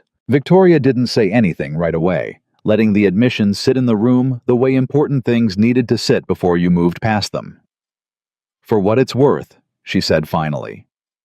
I don't think loving someone less hard and loving someone less are the same thing either. I think that's the lie grief tells almost everyone eventually. I've been telling myself a version of it about my father for 2 years too. That working myself into the ground in his office was the only acceptable way to prove he mattered to me. As if slowing down even slightly would be some kind of betrayal. Have you slowed down at all? Tonight, Victoria said, glancing around the small kitchen at the crayon drawings just visible down the hallway at the mug going cold in Nathan's hands. Tonight might be the first time in 2 years I haven't thought about the company for more than 4 consecutive hours. So, progress, I suppose. Small and completely unplanned, but progress. I'll take small and unplanned, Nathan said. Most of the good things in my life lately seem to be arriving that way. A soft creak came from down the hallway, and a moment later, Sophie appeared in the kitchen doorway in her pajamas blanket, dragging behind her like a small, exhausted queen, refusing to fully surrender the throne of being awake. Her fever apparently not quite done keeping her up. Couldn't sleep. Nathan asked immediately, crossing to press the back of his hand against her forehead again. An automatic gesture 2 years of solo parenting had carved into pure muscle memory. I heard talking. Sophie said, climbing without asking into the third chair at the table. The one that Victoria realized with a small jolt must not usually have anyone sitting in it, either in this house that had learned to run on exactly 2 people. She looked at Victoria with the heavy-lidded, unguarded directness that fevers seem to strip children down to. Are you sad about your dad? She asked. The one you told me built the company. Victoria glanced at Nathan, faintly startled. She hadn't realized he'd shared that detail with his daughter. Nathan gave a small apologetic shrug, as if to say, she asks about everyone, I couldn't stop her if I tried. I am sometimes, Victoria said carefully, giving the question the same weight Sophie had given it. I don't think about him every single day the way I used to, but some days it catches me off guard. Like walking past his old office door. Do you miss someone too? Sophie asked, her voice small and thick with sleep, the question arriving with none of the careful hesitation an adult would have wrapped around it. Victoria's throat tightened unexpectedly. She thought about her father's empty chair at the head of a boardroom table she now sat at instead, the call she still sometimes almost made to him, before remembering the way she'd spent 2 years so buried in his unfinished business that she'd never once let herself simply sit still with the fact that she missed him. Not the company, not the legacy, just him. The actual man, gruff and relentless, and hers. Yes, Victoria said quietly. I miss him every day. I just haven't let myself say it out loud very often.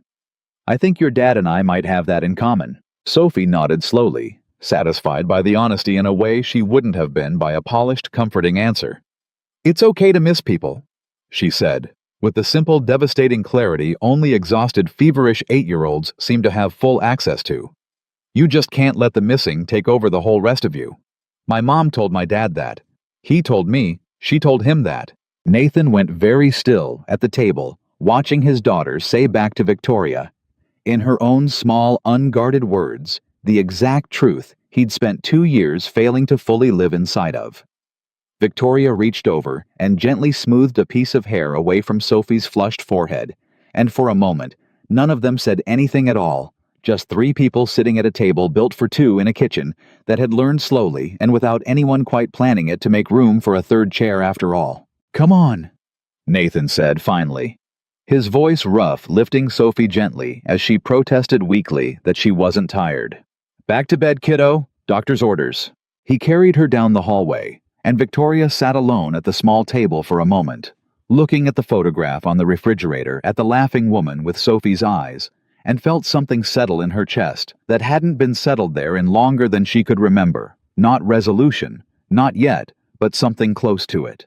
Something that felt for the first time in 2 years like the beginning of an answer instead of just another question. When Nathan came back down the hallway a few minutes later, he found her still sitting there, and he didn't sit back down right away. He stood in the doorway instead, looking at her the way a man looks at something he isn't entirely sure he's allowed to want yet. She's out cold, he said. Fever's coming down finally. I think tonight was the worst of it. Good.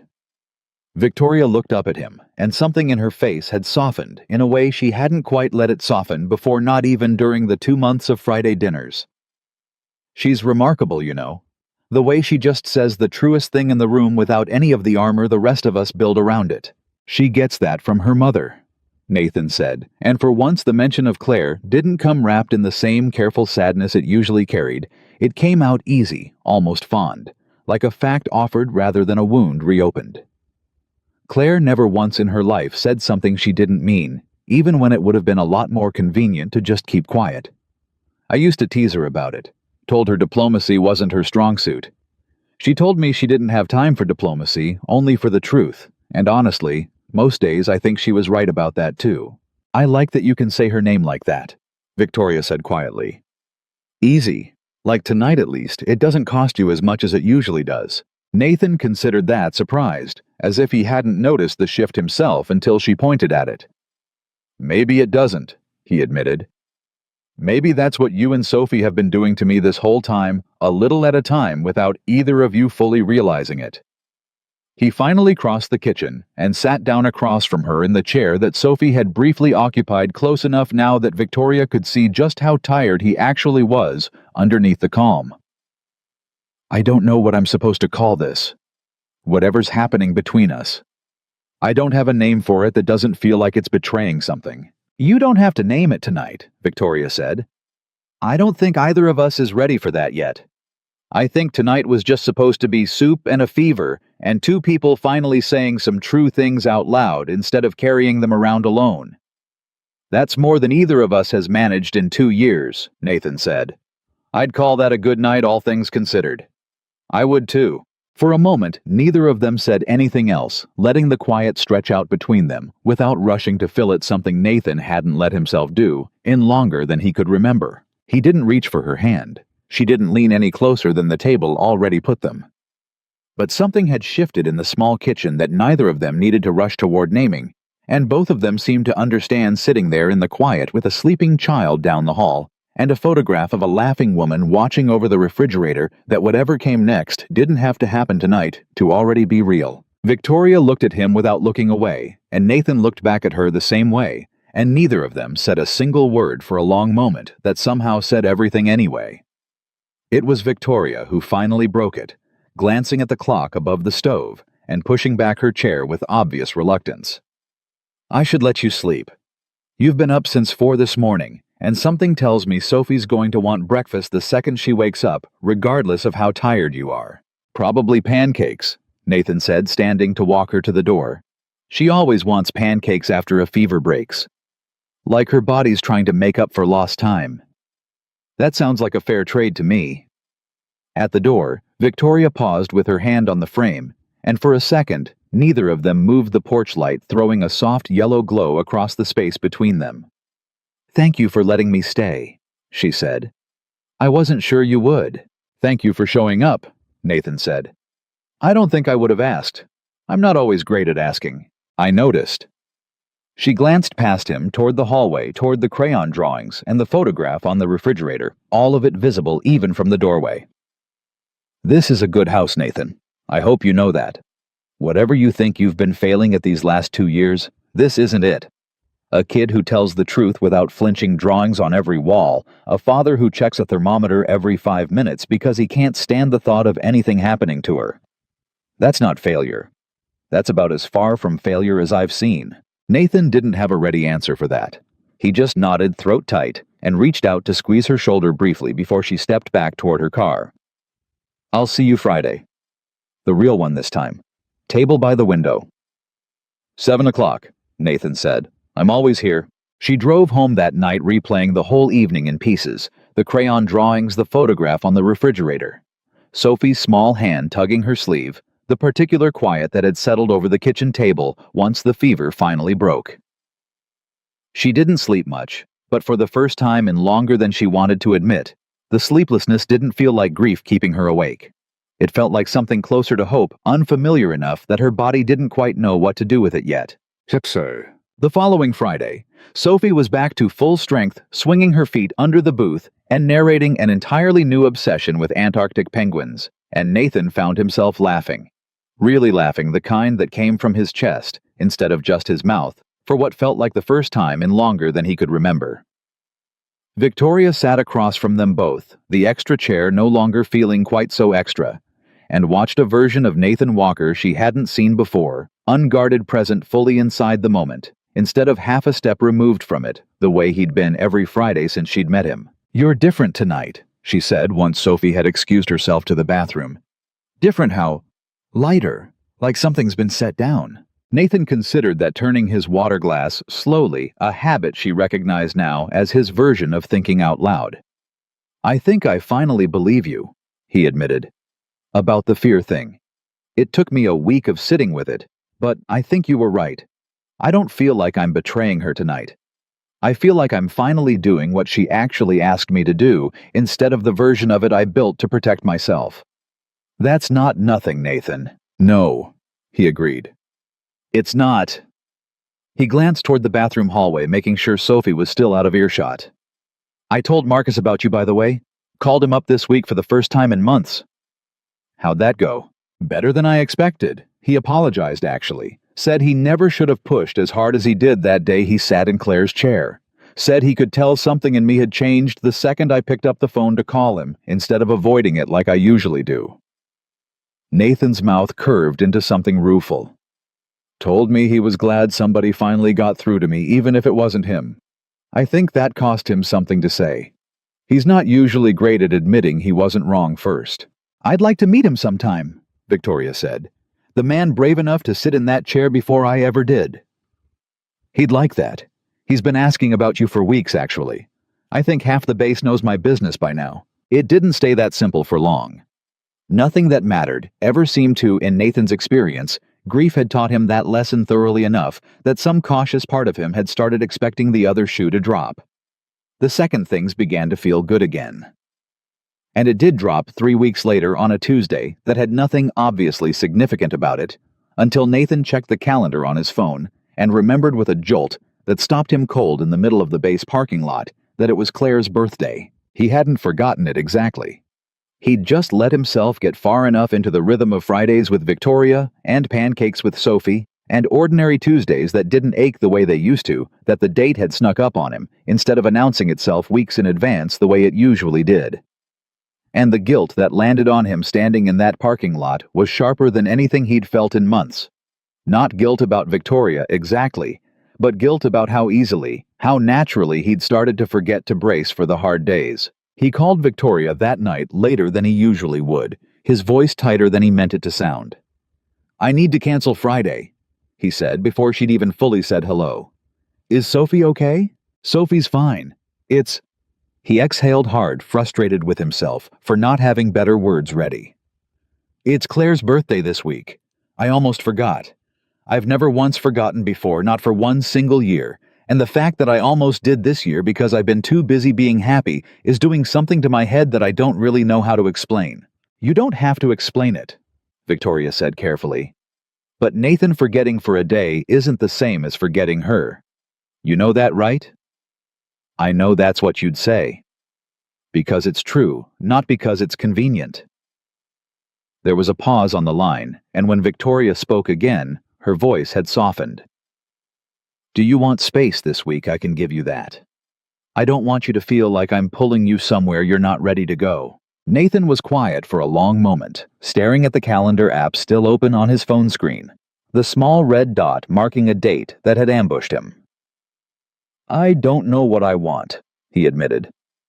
I want to visit her grave alone this year, the way I always have.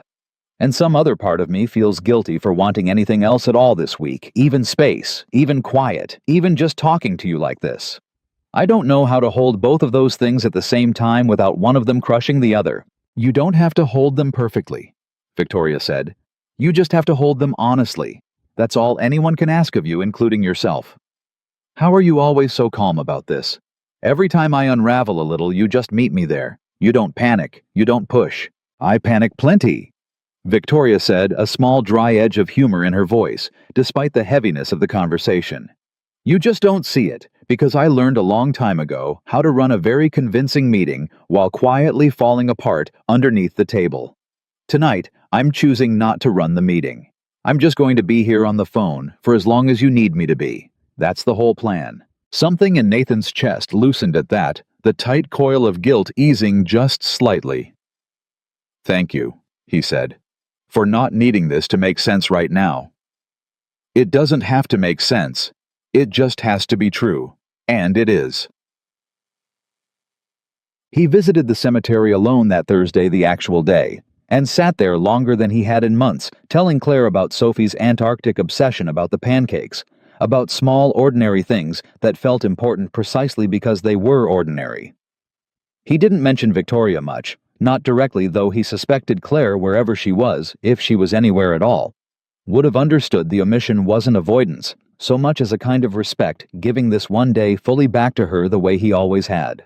But Friday came, and so did the old fear dressed up in new clothes. Nathan sat at Harbor's table that evening, the actual Friday, the real one, and found himself unable to order the second plate for the first time since he'd started the ritual. He told the waitress just one meal, and the words felt like a betrayal, even as he said them, even though some clearer part of him understood it was simply grief doing what grief always did, testing the ground beneath every step forward to make sure it could still hold weight. Victoria found him staring at the single plate when she arrived and read the whole shape of the week on his face before he said a single word. You didn't order for two? She said, sliding into her usual chair. I couldn't. Nathan's jaw was tight.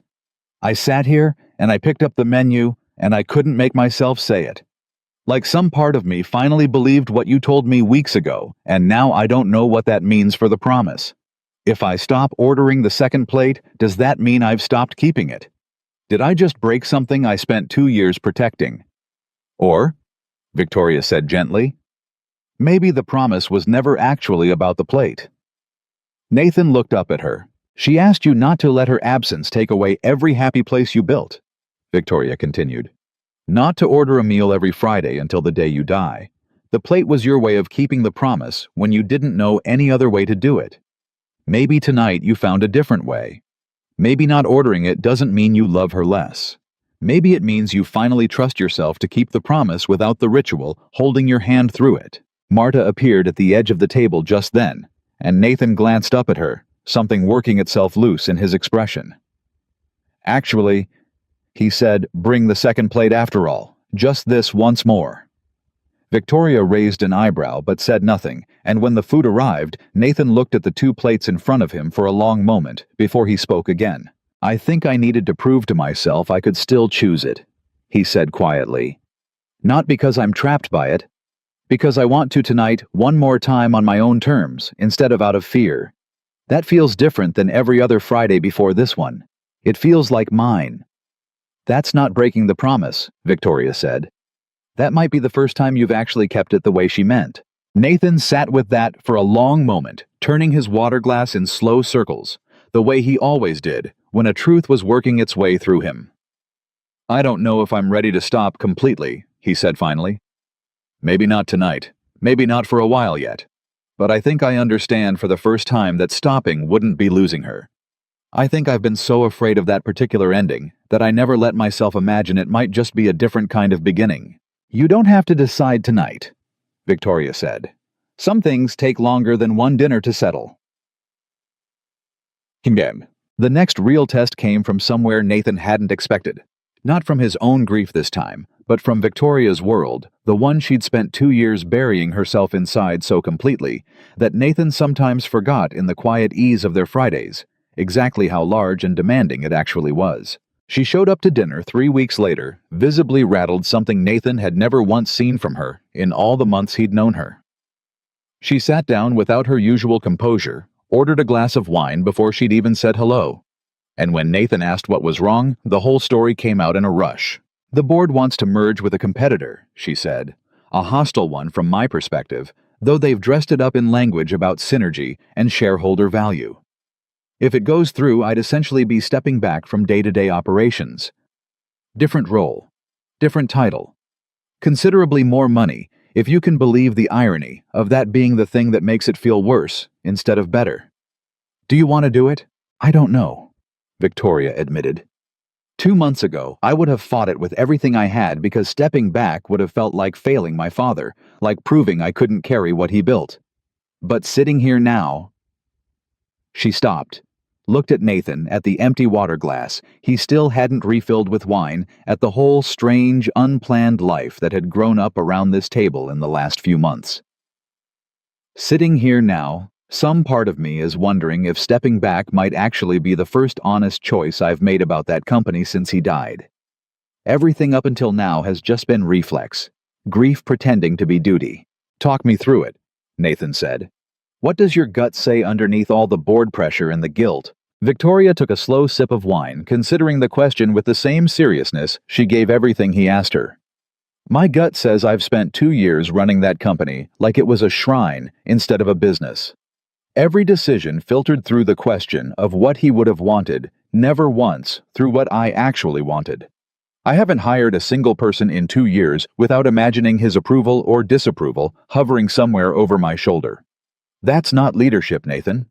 That's haunting myself on purpose and calling it loyalty.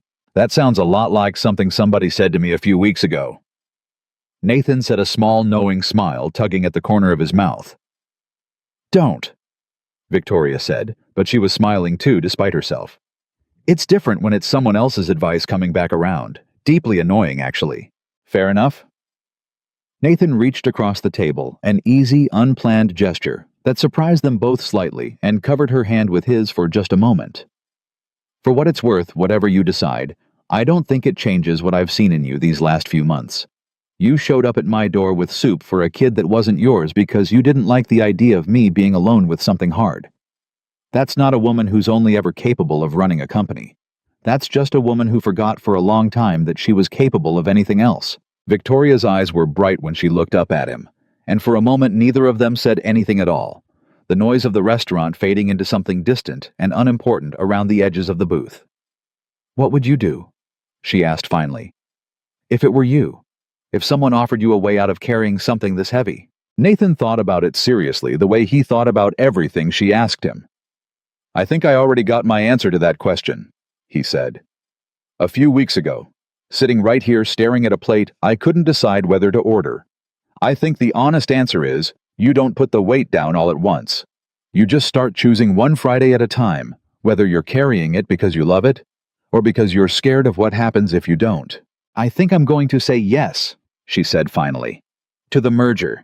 Not because the board's pushing me, and not because I'm running from anything, because for the first time in 2 years, I actually want to find out what's on the other side of not being defined by that building every single hour of every single day. What's on the other side? Nathan asked. I have absolutely no idea, Victoria admitted, and laughed a real laugh, unguarded, the same kind Sophie's octopus facts always seemed to pull out of her. I haven't not known something that big in longer than I can remember. It's terrifying.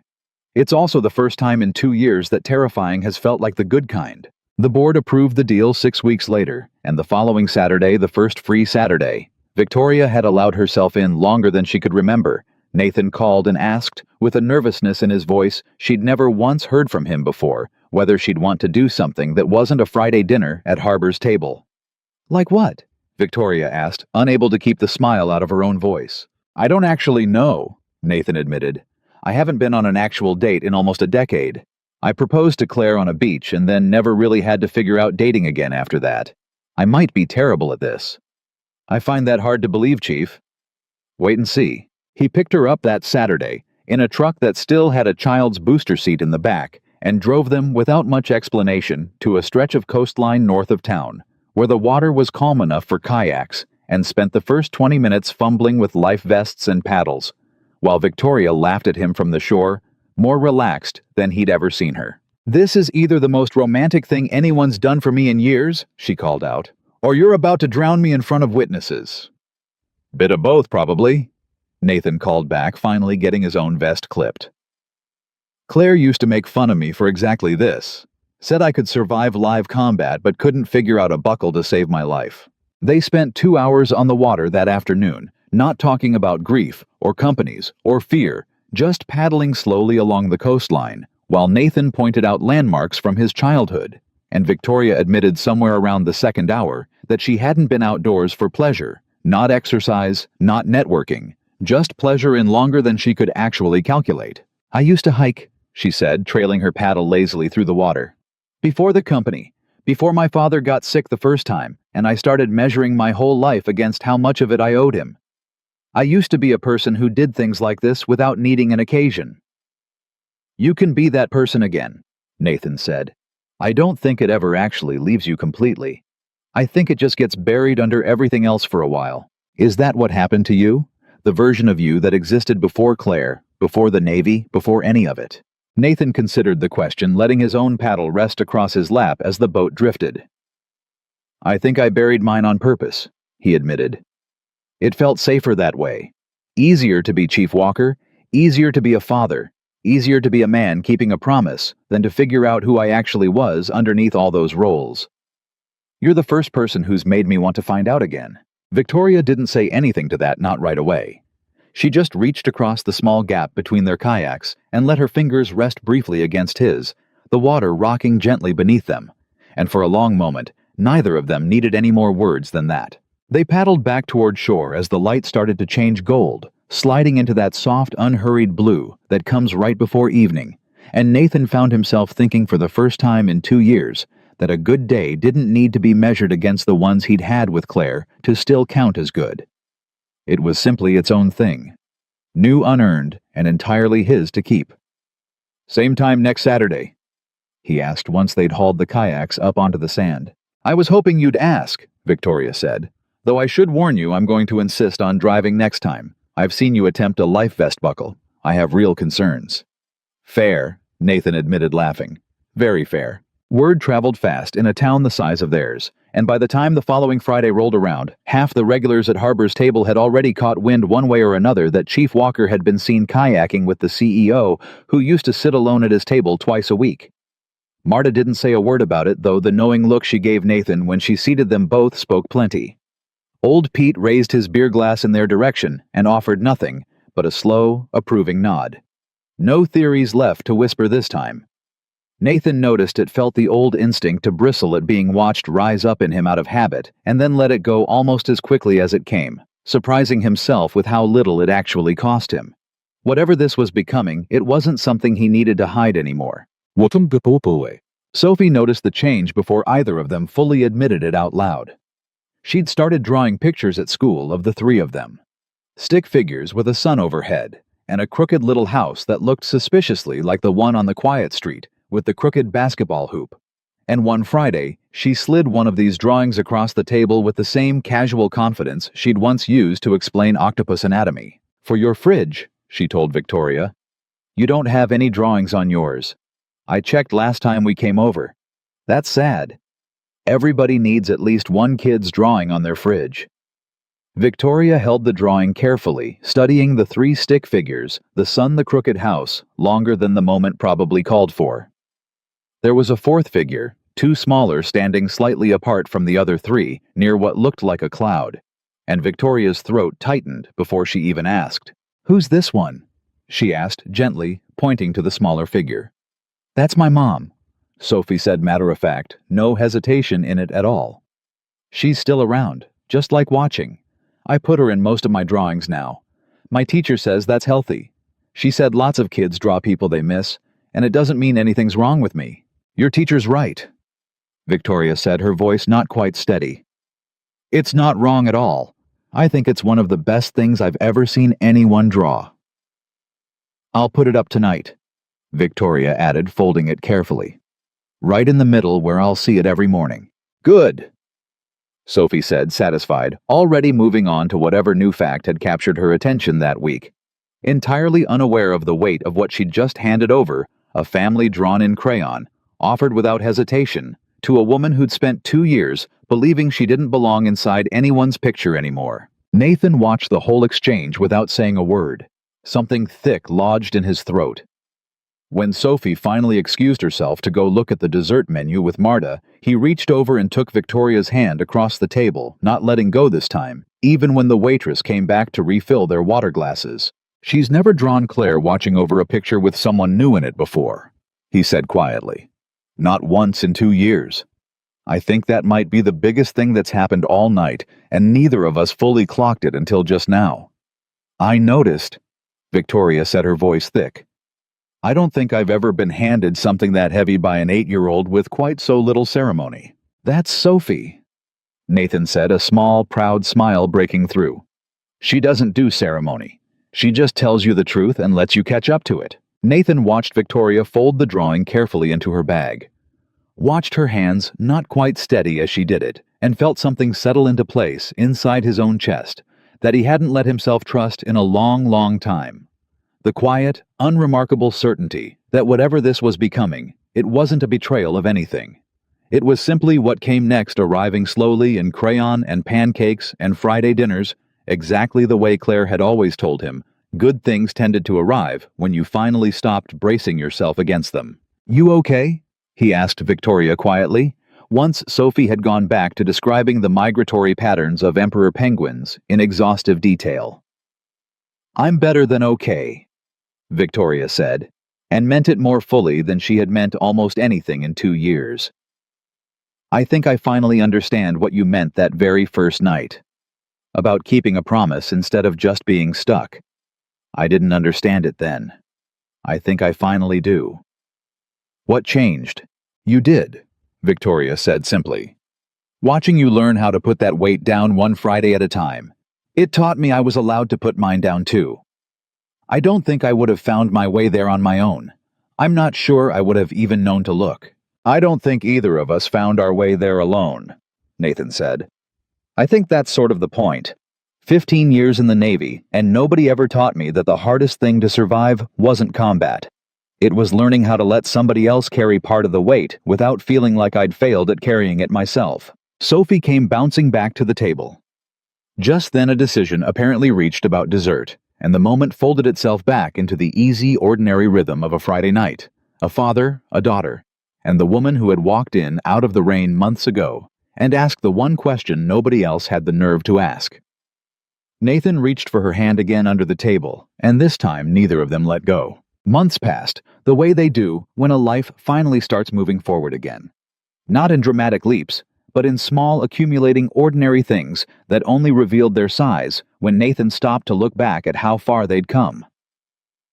Victoria finished out the merger transition by early autumn, stepping into an advisory role that let her keep a hand in the company her father built without letting it own every hour of her life the way it once had. She kept the drawing on her refrigerator. She learned 3 of her neighbors' names. She started leaving the office by 6, most nights a habit that had taken her assistant nearly a month to stop commenting on, with visible surprise. Nathan kept his Fridays. That much never changed. 7 o'clock table by the window, Marta seating them without needing to ask. But the shape of those Fridays had shifted so gradually that by the time autumn turned toward winter, Neither of them could have named the exact evening it had happened. Victoria wasn't a guest at the table anymore. She was simply there, the way Sophie was there, the way the second plate was there. One more fixed point in a ritual that had somehow grown large enough to hold all of them without losing what it had always meant. Sophie turned 9 in October, and Victoria came to the small backyard party with a gift that made Nathan laugh out loud when Sophie unwrapped it.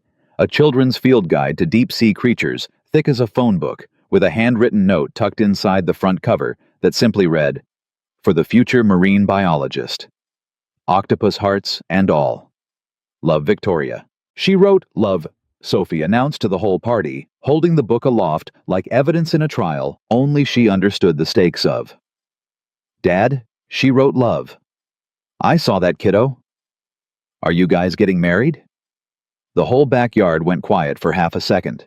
Denise nearly choked on her lemonade. Marcus grinned into his own drink, and Nathan felt heat climb up the back of his neck in a way 15 years of Navy discipline had never once prepared him for. "Sophie," he managed. It's a normal question. You always say that." "It really is," Marcus called from across the yard, clearly enjoying himself far too much. "Answer the kid chief." Not helping Marcus. Victoria, laughing despite the color rising in her own cheeks, crouched down to Sophie's level. "We're taking things one Friday at a time," she said. "But I promise if anything like that ever happens, you'll be the very first person we tell. Deal." "Deal," Sophie said, entirely satisfied, already flipping to the chapter on giant squid. "Just so you know, I already picked out what I'd wear. In case you were wondering, it's important to plan ahead." "Duly noted," Victoria said, biting back a smile. Nathan caught Victoria's eye over his daughter's head, and something passed between them. In that look, not an answer exactly, but the shape of one forming slowly. The way important things tended to form these days, instead of arriving all at once, the way fear once demanded everything arrive. It was Nathan who finally brought it up 3 weeks later on an ordinary Tuesday that had nothing obviously significant about it, the way most of the truly significant conversations in his life seemed to arrive lately. They were in his kitchen. Her kitchen, too, in every way, but paperwork by that point. Her toothbrush in the bathroom, her coffee mug in the cabinet beside his, and Sophie was already asleep down the hall. "I want to ask you something," Nathan said. "And I need you to actually hear the whole question before you answer because I've been circling it for a while, and I don't want to say it badly." Victoria set down the dish towel, giving him her full attention the way she always did when his voice took on that particular careful weight. "Okay, Friday's our 2-year anniversary. Not of us, of the table. Of the night you walked in soaked from the rain and asked me who I was waiting for." Nathan leaned against the counter, working up to it, the way he worked up to everything that mattered. "I've been thinking about the chair. Claire's chair. I've kept it empty this whole time, even after everything. Even after you and I." He gestured vaguely between them, still not quite finding the easy words for it after all these months. "I think I'm ready to change that. And I wanted to ask you before I did it, because it isn't really mine to decide alone anymore. It affects you too. It affects Sophie too." "What are you thinking?" Victoria asked, her voice careful, giving him the room to finish the thought his own way. "I want to bring you and Sophie to the table together this Friday. All 3 of us. I want to ask Marta for an extra chair, not to take Claire's place, never that, but to sit beside it instead of leaving it as the only other seat at the table. I think that's what Claire actually meant all along. Not an empty chair forever. Room. She wanted me to make room." He exhaled something in his shoulders, loosening just from finally saying it out loud. "I don't know exactly what that looks like yet, practically. I just know I don't want to keep doing this halfway. I want you and Sophie in the center of my life, not orbiting around the edges of a ritual I built to survive losing someone. Does that make sense?" "It does," Victoria said quietly. "Can I ask you something honestly, though? Are you sure? Not sure in the way you talk yourself into things when you've already decided, actually sure in your chest the way you were sure about her." Nathan didn't answer right away, which told Victoria more than a quick reassurance would have. He took his time the way he always did with her questions, turning it over fully before he spoke. "I'm not sure the way I was sure with Claire. he admitted finally. That kind of sure only happens once, I think, and I don't think I'd trust it if it happened exactly the same way twice. What I am sure of is this. I haven't felt this steady this much like myself in 2 years. Not since before the deployment. Not since before I lost her. You didn't replace anything, Victoria. You gave me back the parts of myself I thought I'd buried along with her. That's a different kind of sure. I think it might be the more honest kind. Victoria crossed the kitchen and took both his hands in hers, her eyes bright. It makes more sense than almost anything you've ever said to me, she said. And for what it's worth, I'd be honored. Truly. I know what that chair means to you. I'm not asking you to give me Claire's seat. I never wanted that. I know, Nathan said. That's exactly why I want to give you your own.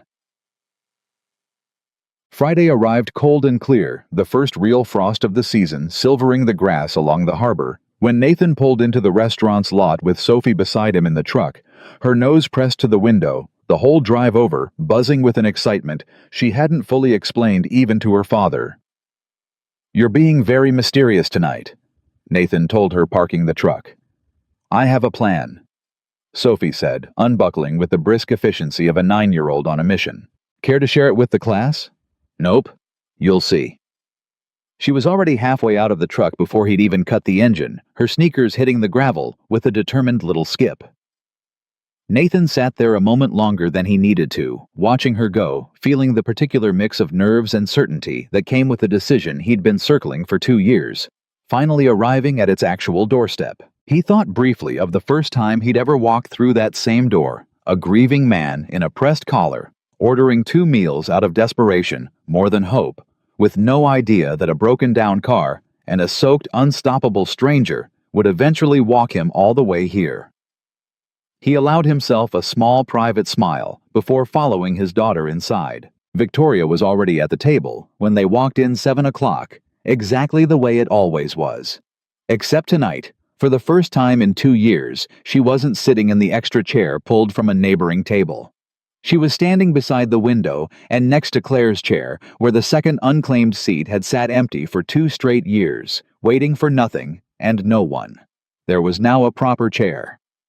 Marta had set it there herself, quietly, without being asked twice, the way she'd learned to read exactly what that table needed, almost since the first Friday Nathan Walker had ever walked through her door. Nathan stopped just inside the entrance, taking it in, Victoria standing there in the window light, the new chair waiting, his daughter already darting ahead of him toward the table with an energy that told him she understood in her own 9-year-old way exactly how much this Friday mattered.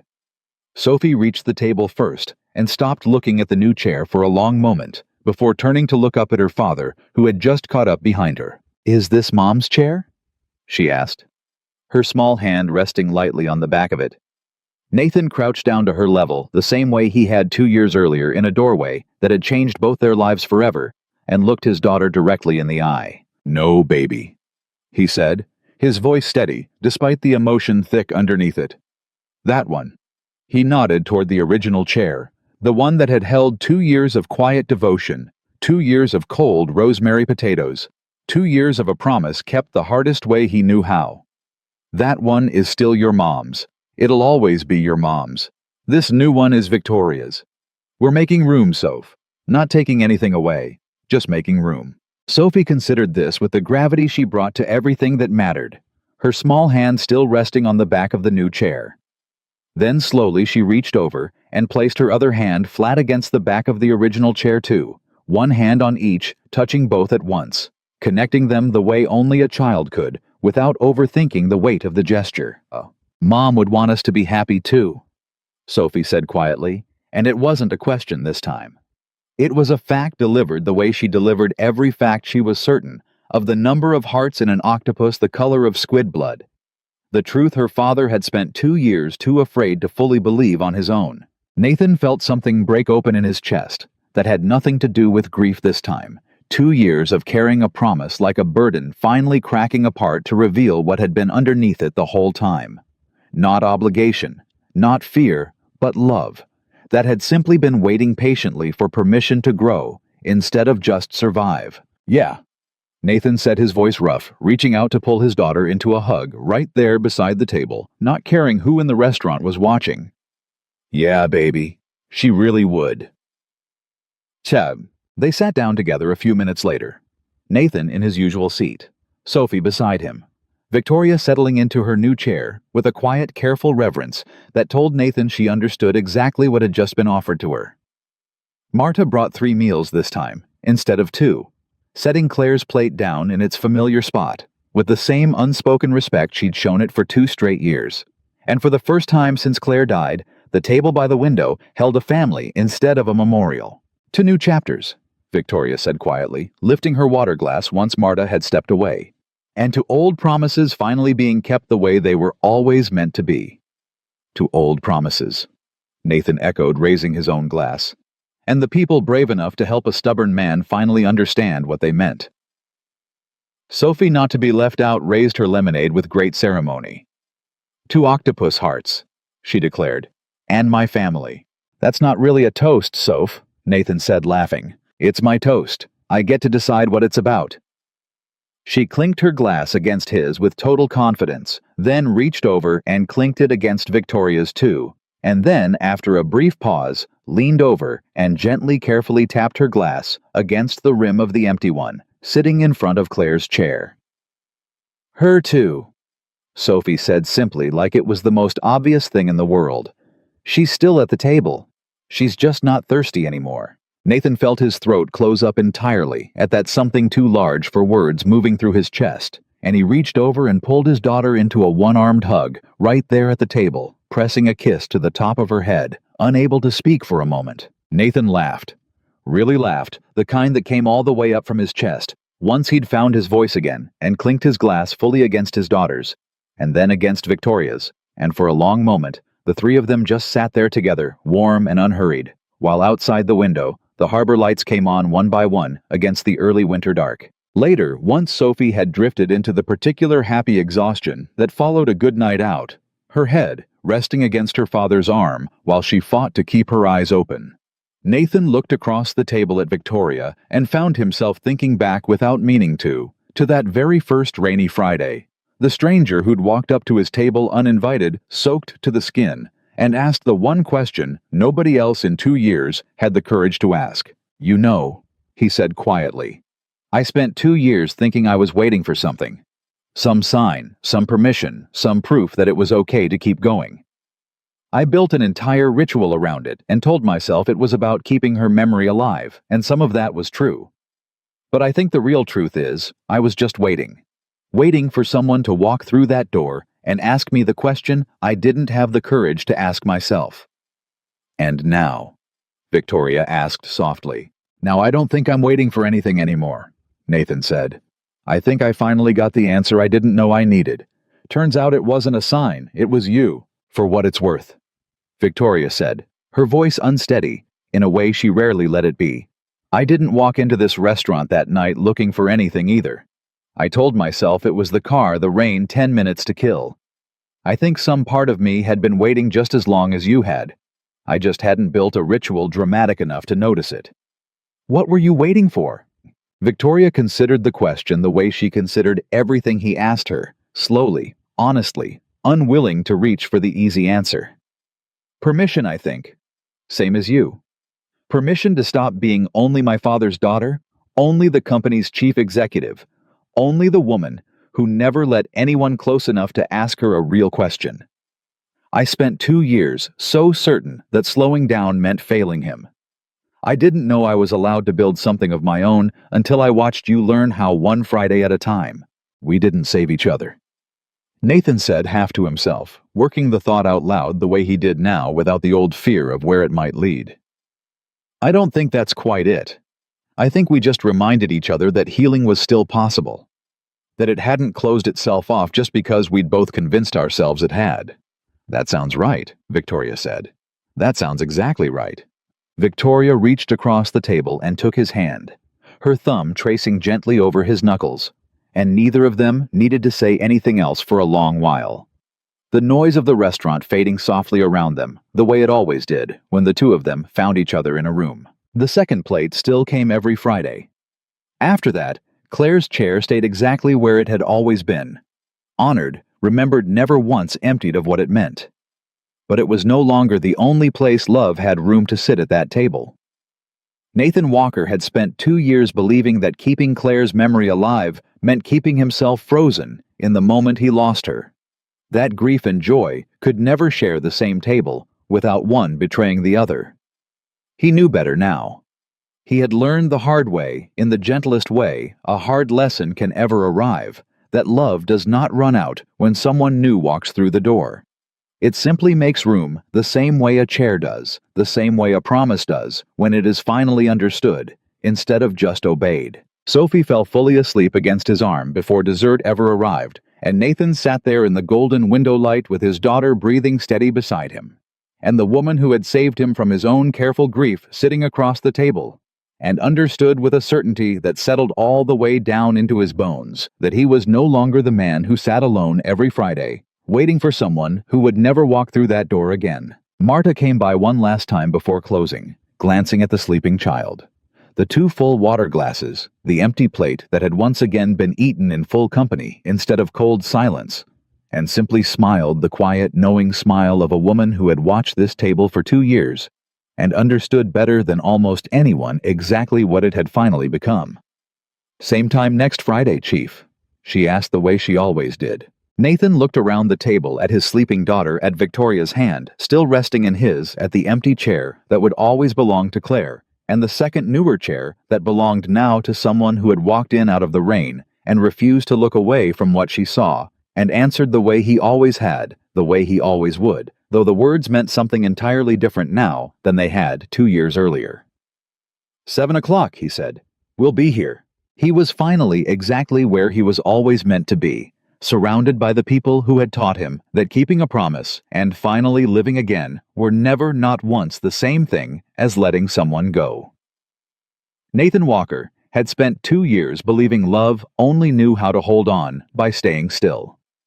He knew now, with a certainty nothing could ever take back from him, that real love had simply been waiting for him to stand up, walk forward, and let it grow. And this time, when he walked through that door, he was never going to let himself forget it again, because he finally understood the truth of it, plain and whole. Some promises aren't meant to freeze a life in place.